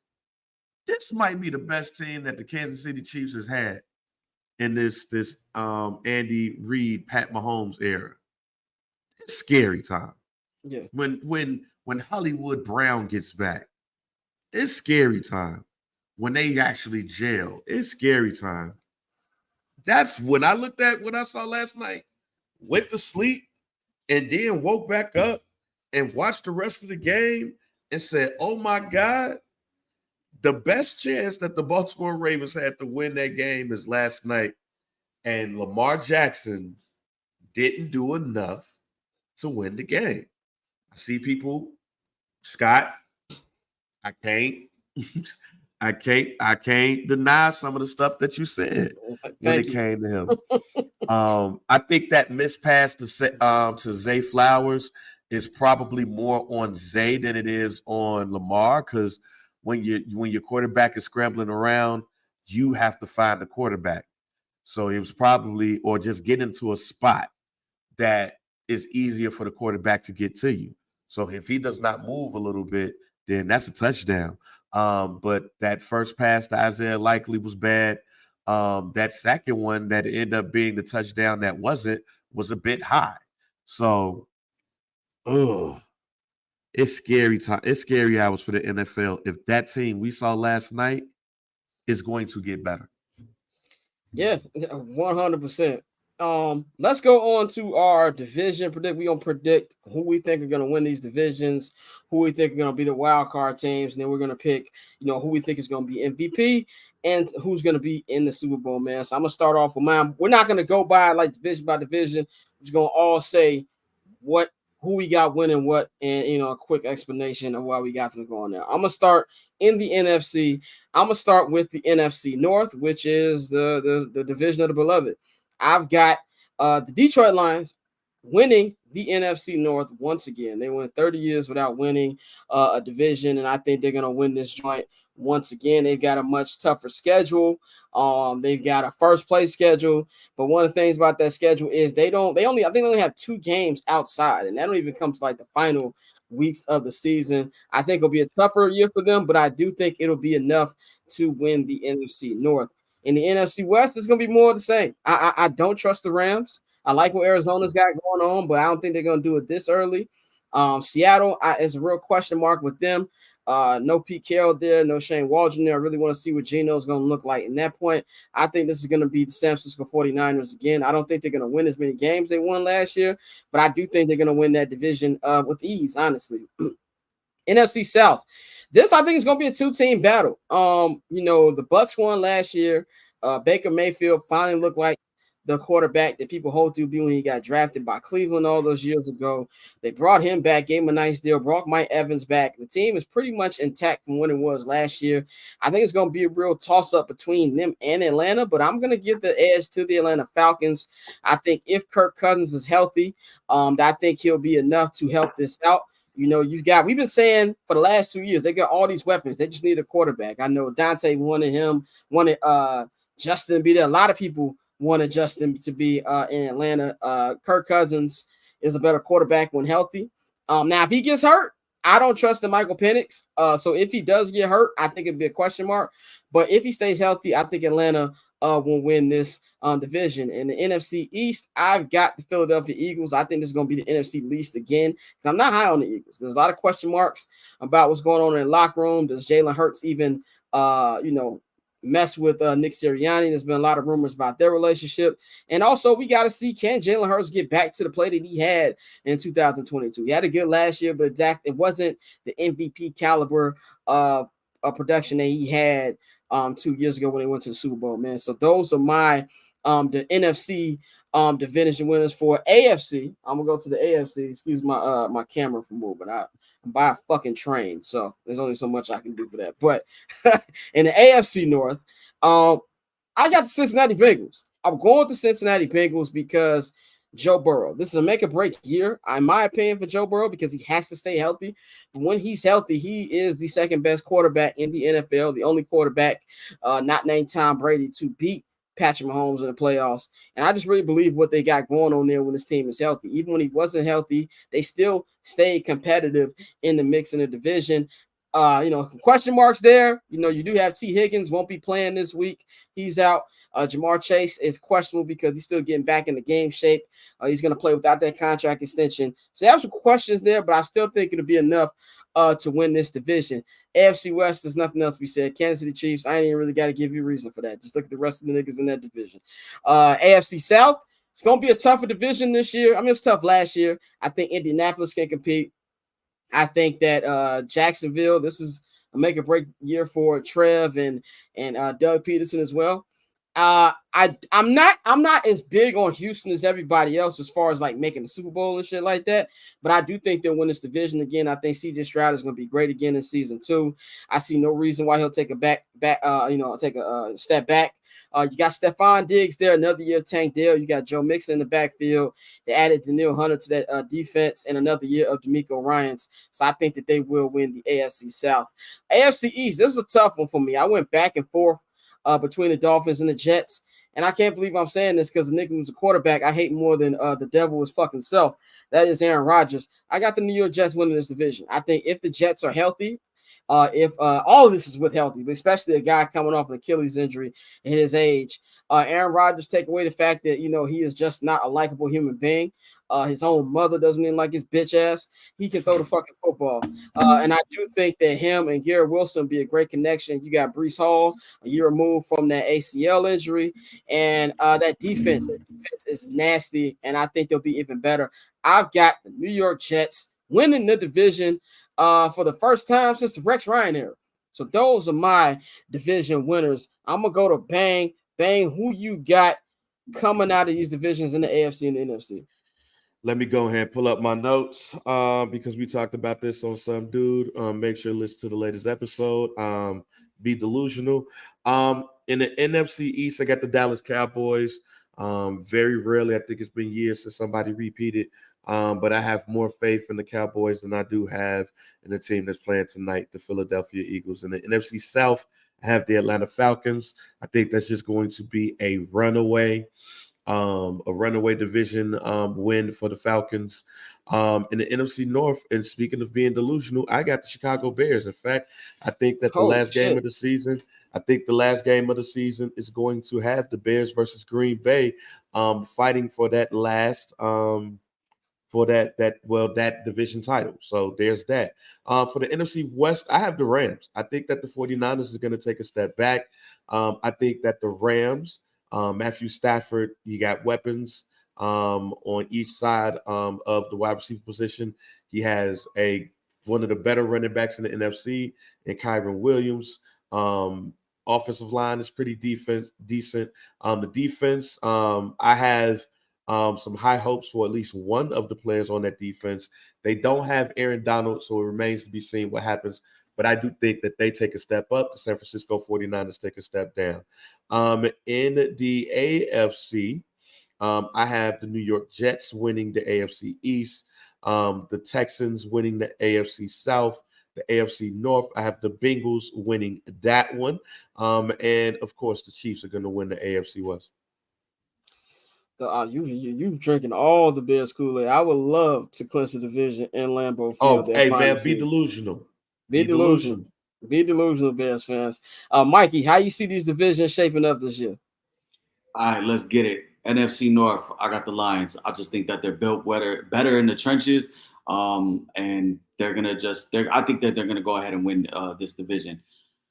NFC West, I got the Niners. As much as I want to go to Rams, I got the Niners, but I do think that this is the last year of the current Niners iteration as we know it with Kittle, Debo, and McCaffrey. And Ayuk. I think that they're going to start transitioning to kind of being a little bit younger at the skill position spots. NFC South, I'm going to ride with the Tampa Bay Bucks. I just trust more in their defense. I really do like Baker Mayfield and the career that he's putting for himself down there. I think it's very tough. You guys have heard me say it before. It is very tough to play down in Florida late in the year. So that is a built-in home field advantage. I'm going to ride with them. Although I do think the Falcons will be improved. In the NFC East, I'm going to take the Eagles. I think Vic Fangio is going to have this defense humming, and I think Kellen Moore is going to allow Jalen Hurts to do some things in the passing game that we might have not seen yet, from him in his career. In the AFC East, I want to ride with the Dolphins, but I can't trust them. So I will take the Jets. They do have it's going to come down between the Jets and the Dolphins. I think to me, they do have a very tough back half of the schedule, but I think the Jets, as long as Aaron Rodgers stay healthy, we know that he will not trick off the game for them, and their defense is pretty good. So I'll take the Jets. In the AFC North, all things considered, and everything that we said the last segment, I'm still taking the Ravens. They gave the Chiefs their best shot, and a lot of teams would not be able to hang with the Ravens the way the Chiefs do. So I'll still take the Ravens to repeat. In the South, I'm going to ride with the Houston Texans. I'm not a believer in Anthony Richardson. I think the Titans will be improved, but I don't think they're ready. And the Jaguars, this is the year that Doug Peterson gets fired. He will get fired after the Bears beat them in London. I'm calling here. And then in the AFC West, I'm going with Bo Nix. Fuck out of here. I'm going with Patrick Mahomes. I'm going with the Chiefs. Dante, hit us with your picks for the division winners. All right, yeah, let's from the top, AFC East. I have the New York Jets winning the AFC East. I think Aaron Rodgers is going to be healthy, and I think that offense is going to be able to put up a lot of points on people. So, no, as long as they keep him upright and that that Achilles is right, I think they're going to win that division. I think you're going to see a fall off from Buffalo without any real receivers. I know a lot of the Keon Coleman hype because of his personality on social media, but we got to see him actually play and see what they do with that. So that's the AFC East. AFC North. He said, "Let me take a swig of my drink." I wanted to pick Joe Burrow. I really did want to pick Joe Burrow, but I actually think that the Baltimore Ravens are going to win that division again. I think this is going to be a very tough division. Like, I don't know what the quarterback situation is in Pittsburgh, and obviously I've taken the fan glasses off when it comes to Justin. So, even if he does get the start, we'll still have to see what they do. That offensive line has a lot of question marks. So I think with that division, I think you're going to see Baltimore take that. The AFC South, I still got Houston. I got Houston repeating. I think they will have, more challenges this year because, you're not catching anybody off guard anymore. Now people, have a year worth of film. I think they'll still be a good football team and they'll still win this division. But I could see them, being a 9-8 team winning the division because, the rest of this division is still, building. I think the Colts are still a couple years away. Tennessee, we got to see, like you said, that's a team that's damn near, they said it in the comments, like an AAU team. It's a lot of new pieces. Jacksonville has really put up a shut-up time for Trevor Lawrence. He's avoided a lot of the slander that he could have gotten because everybody else in his draft class was ass. So I mean, we've ignored the fact that he's been pretty up and down. But so I got Houston winning that AFC South. AFC West, like you said, Kansas City. I do think the Chargers will be a surprise team. If you need tickets, holla at me. I got a Raiders ticket for sale. Let's head to the NFC. Oh no, definitely. I got Dallas. I got Dallas repeating as NFC East champions. I think that division is going to beat up on each other.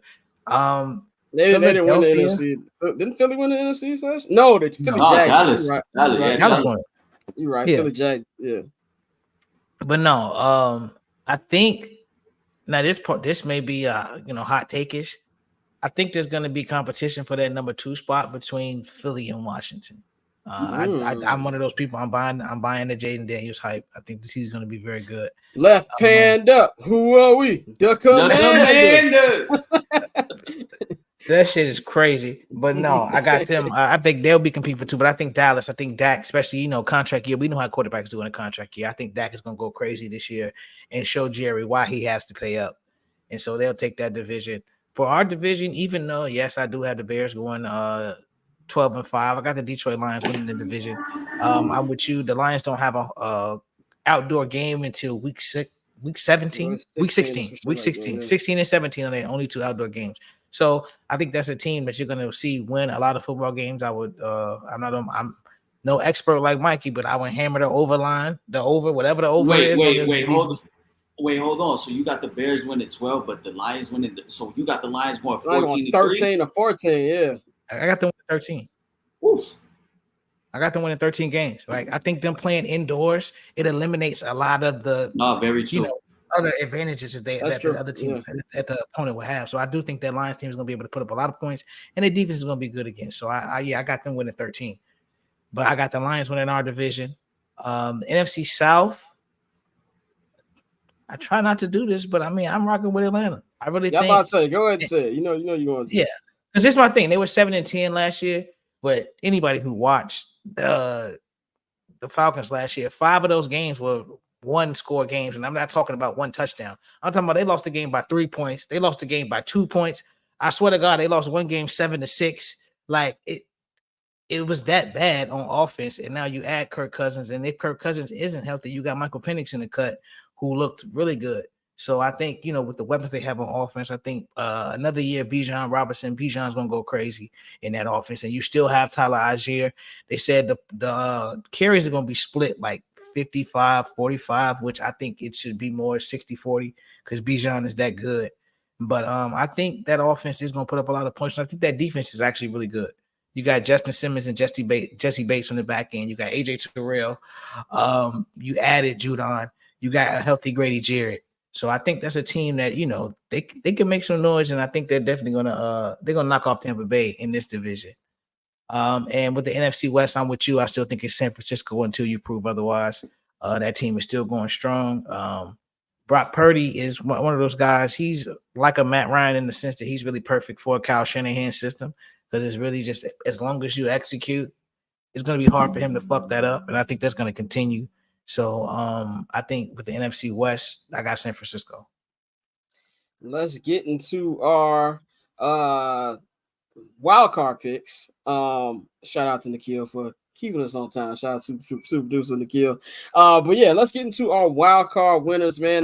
There's super wild card weekend. Of course, there's 3 teams who get the wild card spot, seeds 5 through 7 in both conferences. So for the NFC, I've got Chicago. I got the Green Bay Bears. Well, that was sacrilegious. The Green Bay Packers. Wow. What the fuck? Yeah. I saw 2 names. Well, you had so super. That's a super fine, nigga. Like that is super fine. You got to pay all the fines of everybody else. That's for that shit. Like that's a violation right there. That's 50 flicks to the eye, no blink. That is. Yeah, I was just about to say that's 10 to the eye, no blink. Yeah, that's 3 cuts to the eyebrow trying to wild out. That was me. But anyway, I got the Green Bay Packers will be the 5th seed. I do think that as much shit as I talk about Jordan Love, I do think he's going to take it up to another level this year. They have a lot of non-big wide receiver names, but they know how to work. And more than anything, I think Josh Jacobs is going to help them in their running game. And I just am a Matt LaFleur guy. I did not know his game till last year. I thought it was just Rodgers. He proved me wrong. I think there'll be enough. I don't. It wouldn't even shock me if they won the division, but I'm still gonna pick Detroit. I'm going with Green Bay, the 5th seed. Number 6 is the beloved, the Chicago Bears. I said 12-5 on the special, but I was drunk, and I'm 10-7. That's why I feel comfortable at 10-7. I do think they'll finish 3rd in the division, but I think it'll be enough to get the 6th Disappointed. seed. I'm disappointed in what you just said. Hey man, that's how I really felt in my heart. 10-7. You too too old to be blaming it on the alcohol, nigga. Like, we 12-5, bro. Y'all was gassing me up. Y'all was gassing me up to pick more, and I succumbed to peer pressure. But I'm saying 10-7, 6 seed. And number 7, I'm going to Dallas Cowboys. This is going to be Dak Prescott's final year with the Cowboys before he gets paid somewhere else, and I do think it'll be enough to get the 7th seed. Over in the AFC, I got the Baltimore Ravens. We get the 5th seed. I've got Miami, and I'm not that confident about this because I still got to see that offense do it outside. I just got to see them actually win games they're supposed to win. And that defense took a hit. Even though they paid Jalen Ramsey today, they lost some guys on that defense. I'm a little worried about that. And for the 7th seed, I was going back and forth with these two teams. Y'all know I'm a big Josh Allen guy, and I do think he can elevate that team, even though he has a massive bozo gene. I like him better than I like Deshaun Watson, Freaky Sean, but I just trust in their coach, and I trust in that defense and that wide receiver core and offense that they have in Cleveland more than I trust Buffalo. So those are my wild card teams. Mikey, who you got for your wild card? So for the AFC, I have the Miami Dolphins, I have the Cincinnati Bengals, and I have the Buffalo Bills. Those are my wild card teams for the AFC. For the NFC, I'm going with the Chicago Bears, the Green Bay Packers, and the Dallas Cowboys. I'm really tempted to take the Los Angeles Rams. I'm really a believer in Sean McVay and those two, skilled players that they have out there on the outsides in Cooper Kupp and Puka Nacua, and Kyron Williams. But I just don't think that they'll have enough with their tough schedule. The back end of December. So I'm riding with the 2 teams from the NFC North and then the Dallas Cowboys. All right. Bang, who are your wild card teams? Oh, real quick. I'm just laughing at my son real quick. There's just some pictures. My son smiles like wild and he's scary. So if y'all saw me laughing, that's why. But in no particular order, man, I have for my wild card the Eagles, Packers, and Lions for the NFC. And for the AFC, I have the Bills, the Dolphins, and the Ravens. Now, considering what happened last night, that Ravens pick might have to be changed, depending on some tiebreakers. But nah, I think the Eagles are going to be just good enough to be in front of the Washington Commanders. I think the Packers and the Lions are given. And even though that defense took a hit, I do believe that offensively we're going to see a big year from Tua.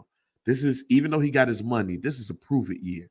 And he talking all this shit about, swag and the it factor and all of that stuff. Yeah, he going to have to show it now. Because sometimes you get a lot of pressure when you go after the money, and in some cases you get a lot of pressure when you get the money. There's going to be a lot of people, and there's already a lot of people questioning why Tua got his money and got it now when he still got that 5th year. So I think they're going to offensively rise to the occasion. Dante, close us out with the wild card picks. Who you got playing Super Wild Card Weekend? All right. I got, let's see. NFC, my 3 are going to be Green Bay, Tampa Bay. Yeah, because I didn't write it down. That's why.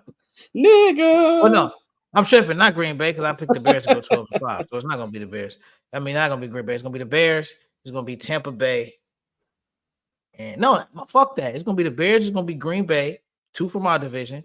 And it's going to be Philadelphia. That's in the NFC. In the AFC, man, the AFC West is it's a little tougher. Yeah, the AFC West is ass. I don't think nobody's going to make it out that division. I definitely I got Miami going. I think Miami will make it. I agree with everything JR said. I think they're gonna definitely put up points and show you something this year, just because Tua really has to. That's one of those teams where, like I know I said, I hate telling people, what you do in the regular season don't matter, but with them, we've seen the points, we've seen it. We need to see you win these games when the temperature drops below 75 degrees and you're not in Miami.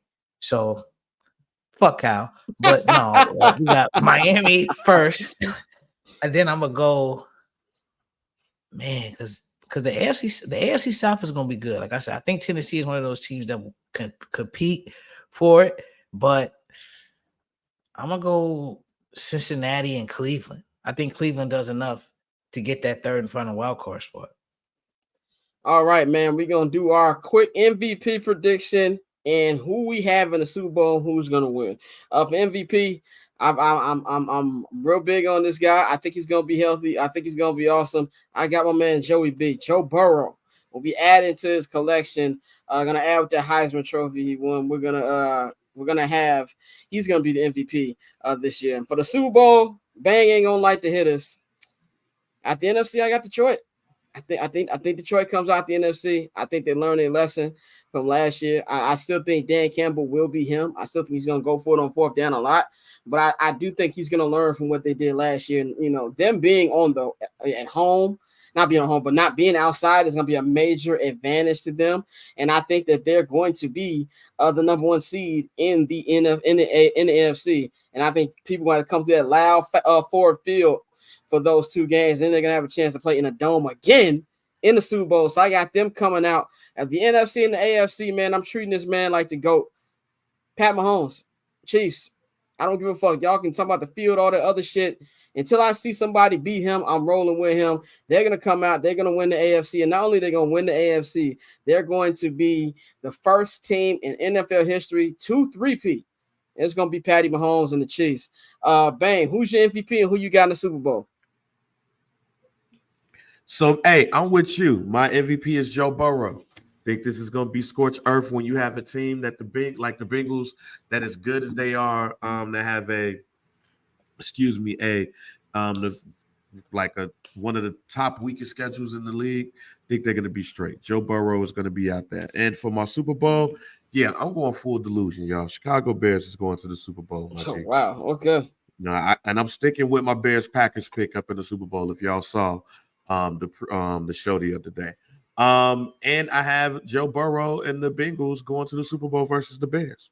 And you got the Bengals winning. You know damn right I got the Bengals. I'm Okay. not gonna be that. I thought you was gonna go far. I ain't gonna be that delusional. Okay. But if the Bears do go to the Super Bowl, I'm gonna change my pick. As you should. Dante, who's your MVP? Who you got in the Super Bowl? My MVP is simple, man. Back to blue. Dakota Rain Prescott. I think Dak is going to have a phenomenal year. I think he's really going to go off, and I think he's going to win MVP. The numbers are going to be off the charts. For the Super Bowl, I actually have right now, because I didn't want to go full delusion. I feel like that was just too much. I have the Dallas Cowboys against the Kansas City Chiefs. Well, that Don Julio talking, boy. No, bro, the Cowboys are good. The Cowboys are very good football talking. team. The Cowboys are a very good football team, and I've given up on the Dak hate. I think Dak is a really good quarterback, and like I said, with a contract year, something to prove, and based off what he did last year, I think he's really gonna come out and have a phenomenal year and bring home the MVP. But I think they're gonna lose in the Super Bowl to Pat Mahomes and the Kansas City Chiefs. Mikey, take us on. In the AFC, for the MVP, I got Patrick Mahomes. This is his year. I think he's going to complete the sweep. I think he's going to be the offensive player of the year. I think he's going to be the MVP. And I have the Chiefs winning the Super Bowl, representing the AFC. And I had them going up against the Eagles with a repeat, or with a rematch of 2 years ago. So I'm riding with the Eagles Chiefs Super Bowl with the Chiefs winning a three-peat.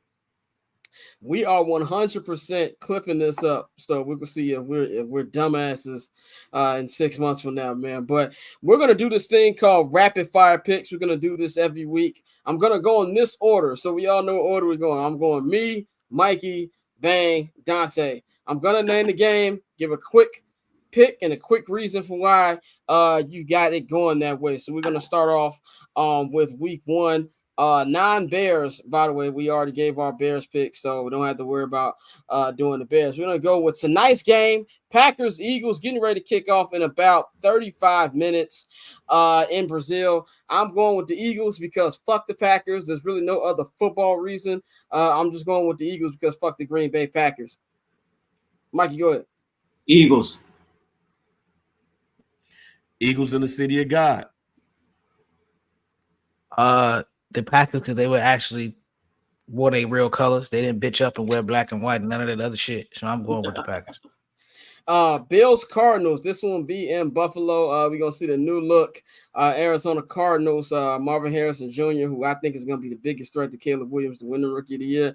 I'm going Buffalo. I'm going Buffalo with this one. I'm not a big believer in man like that, so I'm gonna go with Josh Allen and the Buffalo Bills in this first game. I'm going with the Arizona Cardinals. They are a live dog. I think if you remember last year, they went into the link in Philly and they beat the Eagles. And they were looking right once Kyler got, healthy. I think Kyler is fully healthy now. Marvin Harrison Jr., James Conner, McBride at tight end, taking the Cardinals as a dog. Bills. Cardinals ain't gonna be that good this year. I'm going Arizona. I like a healthy Kyler Murray. With some weapons, with something to prove. Like I said, this team played a lot of tough games last year. Really just lost in the fourth quarter. So I think with their starting quarterback back, and adding Marvin Harrison Jr., I got the Bills coming out the gate. I got the Cardinals coming out the gate with a W. Bengals Patriots. Man, this is gonna be a blowout. Even though there's no T. Higgins in this game and Jamar Chase is questionable, it doesn't fucking matter. Jacoby Brissett ain't beating nobody.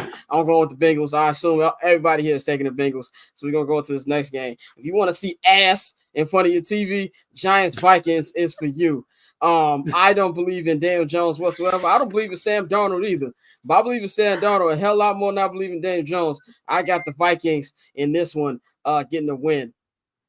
Yeah, I got the Vikings. I think Brian Flores is throwing the house. He's going to blitz over 55% of the time. Daniel Jones is prone to make mistakes. I'm taking the Vikings on the road. Vikings about to take all of that Brian Flores Tua frustrations out on this team, man. Vikes. Yeah, I mean, that goofball can call the defense. I got the Vikings. This one, Saints Panthers, man. Another nasty NFC South matchup. Anytime the Panthers are coming up, I'm not taking the Panthers. Let's just be very clear about that. I think the Saints are going to win this one. Give me the Panthers. Got the upset. Give me the Panthers. Oh, shit. Okay. I ain't doing that. Saints. I'm going to pick the Saints, but I'm going to say this. We may get a Spencer Rattler sighting earlier than y'all think. And okay. Yeah. I was going to say that. Okay. That'd be hilarious. Falcons Steelers, man. It's looking like it might be Justin Fields starting. Russell Wilson has had calf issues all camp. It's flared up this week. Calf injuries, not something you want to play with, especially Russell Wilson's age. Justin Fields took the snaps today in the Thursday practice while Russell Wilson looked, and it might be for the next couple weeks. Justin Fields returning home for possibly his first start. I think it's going to be a very competitive game, but I think Atlanta pulls this out. I hate to say this because I love the guy. Justin's going to do some dumb shit in the fourth quarter that's going to get the Falcons to win at home. I got Pittsburgh Steelers winning on the road. I got Pittsburgh as well. I got Pittsburgh on the road, and if they announce that Justin starting tomorrow, I will be calling off work Sunday. Because I'm gonna be there. Dolphins Jaguars, man. Mike McDaniel, Black King. Mike McDaniel just got a contract extension. Jalen Ramsey just got a contract extension as well. The Jacksonville Jaguars, like we said, a lot on the line for a trick-off trade. Not nothing on the line for trick-off trade. They didn't get paid. It's a lot on the line for Doug Peterson. I do not like this Miami Dolphins defense. I think there will be some plays to be made for Jacksonville. I think it'd be a close game, but I think Miami closes this out and gets a dub. Yeah, I got the Miami Dolphins. This is definitely a game you probably take the over. I think it's going to be a shootout, but I think that the Dolphins have too much team speed for the Jaguars. Highest scoring game of the weekend, man, but the Dolphins is going to take it home. Yeah, I got Miami. Colts Texans AFC South matchup coming out the gate. Anthony Richardson makes his return to the field. I believe Texans are the culture team, and I think they're gonna come out strong. I think this is gonna be a blowout. I think they're gonna put their hands on the division rival. I'm going Texans. I got the Colts winning on the back of Jonathan Taylor. I got the Colts in the upset. I think the Colts are going to be super huff. I got the Texans. Chargers Raiders, aka the Dante Bowl. This is going to be a team where I'm really interested to see how the Chargers come out under Jim Harbaugh. Big Justin Herbert guy, even though I don't know who the hell he's throwing to. The Raiders are going to be what the Raiders are. Good defense. Devontae Adams is going to be yelling at niggas. It's probably going to be traded by the trade deadline. I don't trust in Gardner. Even though I think Gardner Minshew's a good backup, he's not a starter. I'm going with the Chargers in a close one. I got the Raiders. Devontae Adams is going to feast. I trust Gardner Minshew. I can't name any skill players for the Chargers. I mean, Quentin Johnson, yeah, he's a skill player, but just in name, I'm riding with the Raiders in the upset. I got the Chargers. It's going to be a home game for the Raiders. I got the Raiders in LA. It definitely will be a home game. Definitely will be a home game. Watch your back if you out there at SoFi Stadium. Seahawks Broncos, man. The first game of the non-Pete Carroll era. I do not like Sean Payton, and I'm really not that high on Bo Nix, but I'm going with the Broncos in this one. I think the Broncos get this done. I think Bo Nix has a big game. I think 2 rookies will get wins this week. Yeah, I'm riding with the Seahawks. I think Kenneth Walker has a big game. I think, DK Metcalf, they're going to have Patrick Surtain on them. So Jackson Smith and Jigba time. I'm going to go with the Broncos. I'm gonna go with the Broncos here. No, I'm with Scott. Fuck Sean Payton. I'm gonna go with Seattle in this first one. I don't think too highly of Bo Nix. I think he'll just be okay. He'll just be okay, but I still think the experience Seattle has and the team they have another year together, they'll get it done week 1. The NFL Fox America's Game of the Week will be happening in the Dog Pound, and it is Tom Brady's debut in the booth, even though he can't even do research on this team because he's about to buy the Raiders, which is hilarious. Browns Cowboys. This is going to be a really, really good game. Freaky Sean back out there, fresh off his injury. A lot of expectations for the Browns. Dallas Cowboys, Dak, I think, is we playing. I think Dak's going to have a career year because he has no worries right now. I'm going to go with the Cowboys. I think the Cowboys go into the Dog Pound and get a good win. And despite all the noise, they come out and start this season hot. I'm going with the Cowboys. I'm taking the Cleveland Browns at home. Browns at home. Dakota's MVP campaign starts week 1. Cowboys. We got the Buccaneers and the Commandos going on in Tampa. I think this will be a competitive game too, but I think that defense is going to get in on Jay Daniels. I think the Buccaneers win this one by a couple touchdowns. Yeah, I got the Bucs in this one. It's going to be hot down there in South Florida. Take the Bucs. Okay, so the Bucs are at home. Yeah, the Bucs are home. Taking the Bucs. I'm taking the Commanders. I think the pick 1 and 2 are going to be really good this year, and I think they both going to have a dub week 1. First of 2 primetime games, Sunday Night Football in Detroit. We got the Detroit Lions taking on Matthew Stafford and that Los Angeles Rams rematch of last year's playoff game. I think it's going to be the same result as the playoff game, and I actually think it's going to be more of a blowout. I do not believe in that defense without Aaron Donald. I think the Lions are going to win this one pretty easily. Yeah, I got the Lions. If Aaron Donald was there, then I would definitely take the Rams, but I'm taking the Lions on this one. I'm gonna go with the Rams. I'm gonna go with Detroit. All right. What we're gonna do now? We got the last game of the week. We're gonna talk about Niners and Jets Monday Night Football.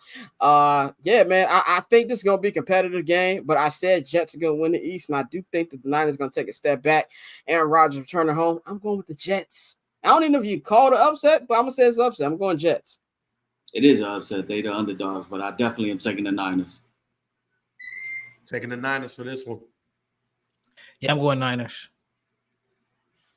All right, man. We're gonna go to our last topic of the day.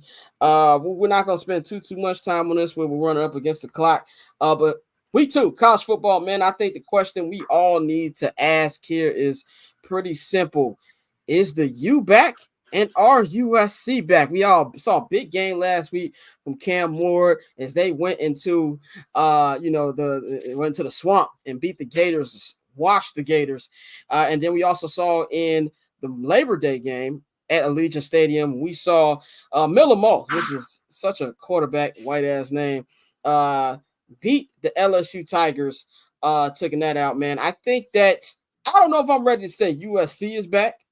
I'm ready to say the U is back, and I'm actually glad I picked them as my bandwagon team 2 years ago because they actually have, I think, a good quarterback here, and I think they have a softer schedule as well. And I think it's good for football when you see the U good again. Even though they haven't been good for a long ass time, I think if they can go out there and take advantage this Saturday, I think that this puts them on a good path to be one of those 12 playoff teams out there. USC, I want to see a little bit more from them. Want to see a little more from Miller Moss. The defense, it looks better than last year. They start off a little rough, made some adjustments in the second half, really played better down the stretch. I still got to see a little more from them before I say that they're 100% back, but I'm really interested to see both of those teams play. Mikey, do you think that any of these iconic teams are back, or maybe we just putting too much dip on our chip after 1 week? No, I think out of all the teams that are back, the U's back. I mean, they have a cakewalk of a schedule. I'm gonna read it to you real quick. Florida A&M, Ball State, South Florida, Virginia Tech, Cal, Louisville, Florida State, Duke, Georgia Tech, which is looking like probably their toughest game, Wake Forest and Syracuse. The ACC is an automatic conference bid. They should probably go undefeated and not lose. They should win their conference, and they should be penciled in as one of the playoff teams. USC is a little bit tougher. You got ranked Penn State coming up. You got Washington. You got Nebraska. You still got Notre Dame. So, you got that Big Ten schedule, plus you throw in Notre Dame there. We'll see more on them, but I think the U is definitely back, man. Bang. Is the U back? Is USC back? Is any one of these iconic teams back? Cam Ward is a Heisman Trophy candidate. They've been needing a quarterback for quite some time to hold them down. I think for at least this year, the U is back. USC, it remains to be seen because they're in the Big Ten. This ain't going to be no cakewalk at all. So I'm more likely to say that the U is back than USC. Dante, what's your thoughts? They both back. I think USC is going to be a surprise to a lot of teams in the Big Ten. I think they're going to play really well this season. They're going to compete for – how many bids does the Big Ten get? Is it just one? One automatic? Yeah, it's just one automatic. But you figure they'll get at least – if you're just going off teams real quick, we're probably looking at Georgia, Bama, Ohio State, Miami from the ACC. I'm missing somebody else. Like you Notre Dame, their schedule. So you're looking at like 6 automatic of those teams. The Big Ten is going to get 2 in at minimum, and the SEC will get 2, probably 3 in. Yeah, no, and I agree with everything you said about the U. That schedule combined with everything they got going on, I think Cam is dope. He's great for that school and everything that he used to be. I think we look at the old blue bloods and we always want them to come back. But I think if there's one that has an opportunity to come back faster than another, there's always going to be Miami because of the legacy and the amount of NFL players you have that can come vouch for their school and get people in the building. So I think they both back, and I think that's good for college football because with NIL and the way everything else is set up, you're going to need something. And I think bringing back some of these old names that used to, really really dominate is great for college football. And another reason I think USC is back is because they finally did right by my nigga Reggie Bush. So yeah, I think that helps out a lot, and I think that plays well with recruits. And I think you're gonna see them in the Big Ten really start to compete for the Big Ten, and it won't just be something where they're the West Coast team that comes over to play. Like I think USC will be a contender in the Big Ten.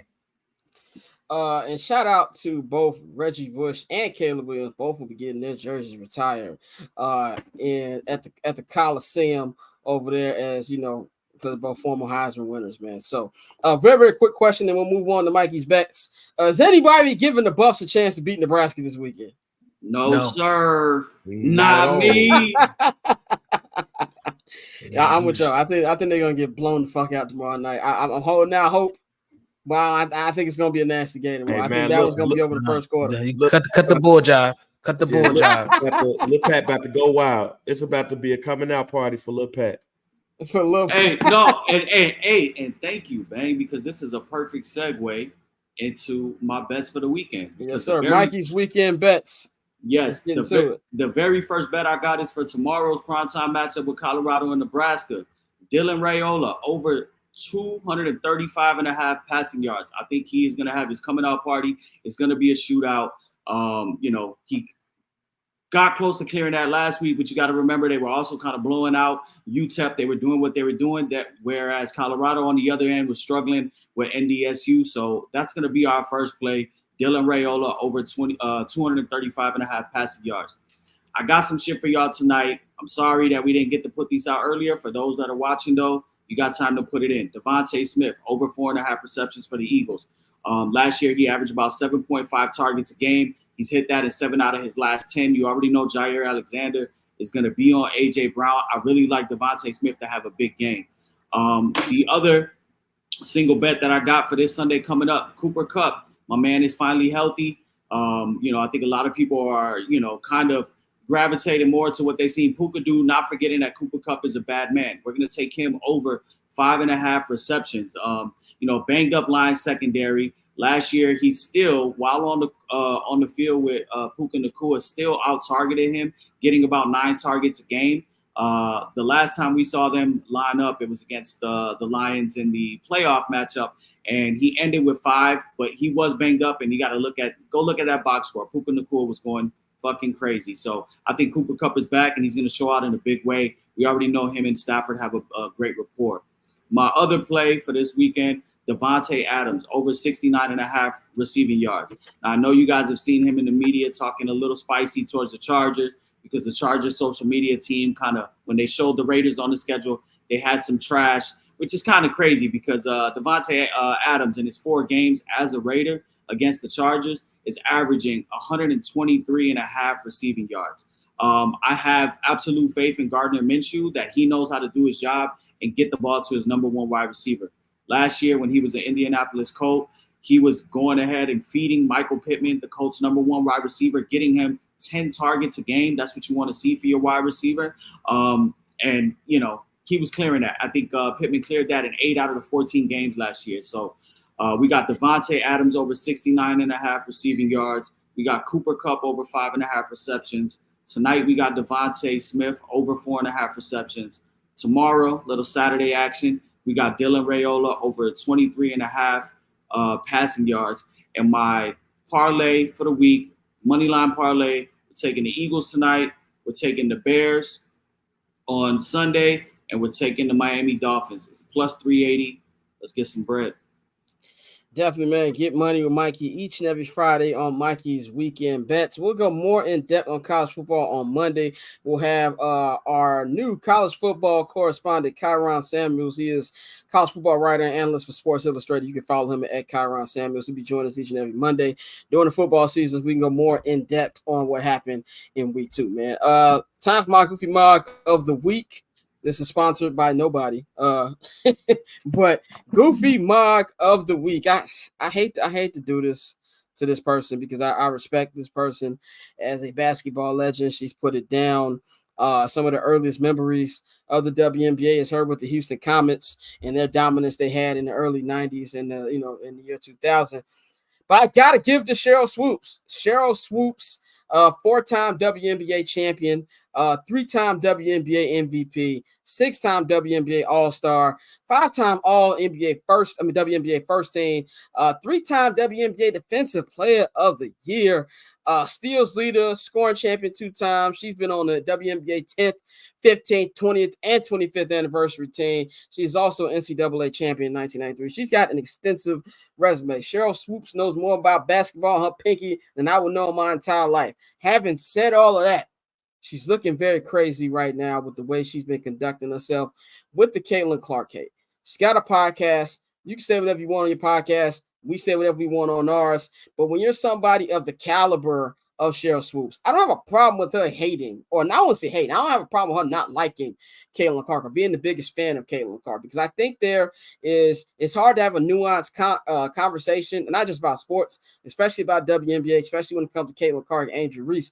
There are a lot of people over there, a lot of fans get real racist. A lot of our fans do too much. Having said all that, you can't come up here with basketball knowledge, not only as a former player, but also as an analyst on a level of the game with your podcast, and shout out what the Indiana Fever have done. And they've been on fucking fire since the Olympic break. They went from maybe saying, oh, well, they're under 500, they might be able to get that final seed in the WNBA playoffs. So now they're gonna make the playoffs. You know, they might even have a better record than Mercury. They're playing that well right now with Caitlin Clark and Kelsey Mitchell. They've been balling out. And you can't name all the other ladies on the team, their contributions to what they've been doing, and just don't even leave out Caitlin Clark. That's like me naming everything the Dallas Mavericks are doing well and don't even bring up Luka. You played yourself there. And then you get mad at Nancy Lieberman, who was trying to look out for you as your friend and tell you that, yo, you're looking real crazy right now, and cussing her out and going crazy like that. And a lot of people talking crazy about Nancy Lieberman. You need to do your research on her, definitely a basketball legend as well. And then the Stephen A. Smith. I know Stephen A. does do a lot sometimes, but Stephen A. kept it simply basketball and simply on what you've been saying. And you call this man a coward and an idiot and things like that. And now you're saying that because of them, you got people leaving death threats on your phone. And I'm not saying they're not doing that, but you can't blame Stephen A. Smith and Nancy Lieberman for what they're saying. I just think it's disrespectful. I understand she's sticking up for Angel. Angel Reese is incredible. I love what she's doing for the game. I love what she's doing for the WNBA. And as a Chicago sports fan, I'm definitely rocking with Angel over Caitlin Clark any day of the week because it's the crib. But Caitlin Clark is having a better season. I don't want to hear Rookie of the Year. I know Lisa Leslie tweeted that. No, it is her 100%. And we just got to stop that. And I expected more from Sheryl Swoops. And she's looking real crazy out here, man. You're a goat in the game. And there's some people, we can't have the conversation about the WNBA that we have in the NBA, because I feel like a lot of people who support the WNBA fans, they want their cake and they want to eat it too. You can't have more eyes on the game and not expect people to debate it the same way they kind of debate the NBA. And you can't have that, man. And people say, oh, well, y'all let Skip Bayless hate. Why she can't hate? We don't let Skip Bayless do shit. Skip Bayless been called the #1 hater of the year for the last 15, 16 years. That's a bad complaint as that as well. So I'm giving my Goofy Mog of the week to Sheryl Swoops. I expected more from you, 100%. That is all that we've got for y'all. Shout out to us for sticking on the 2-hour, time limit that we were trying to do. Really trying to stick to the 2 hours on Fridays. Try to get y'all out for the weekend, especially tonight. We got Packers and Eagles about to kick off in 14 minutes in Brazil, man. Shout out to Robert Mays for joining us. We will be back on Monday, back to our 2-week schedule starting Monday. Monday show start at 4 because it will be the Super Show. We'll be going 3 hours, 4 to 7 p.m. Central Time. That's 5 to 8 Eastern Time. We'll be breaking down everything from week 1 to the NFL. Talk about week 2 of college football and getting to everything else we're going to be talking about as well, man. Y'all can follow my co-host. You can follow Dante at October Zone Tate on Twitter. You can follow Mikey at Junior_Solito on Twitter. Follow JR Bang at JR Bang. Follow me at Barbchair Scott on all social media platforms. Subscribe to the Patreon, patreon.com/Barbchair Network. We got 4 different tiers. If you see up here, you can take your phone up to the screen and you can scan that QR code. It'll take you right to the link. If you subscribe to the $10 Barbershop All Access tier, you get 25% off your first Barbershop shop order. We'll send you the code as soon as you subscribe. And if you are an existing member and you still haven't claimed your 25%, look it up. They got the code up on there, man. And of course, you can follow HB Media TV on Twitter, HB Media on Instagram, and of course, visit the bcnetshop.com. As you can see, you can get all of your Barber's Chair merchandise, all of your 79th Hallis merchandise, and I'm not going to hold you. If you watch this, obviously, you probably watch 79th Hallis too. Me and Flo's be back on Sunday with our first post-game pod. Looking forward to that, man. So y'all have a great football-filled weekend. We're going to holler at y'all on Monday. We up out of here.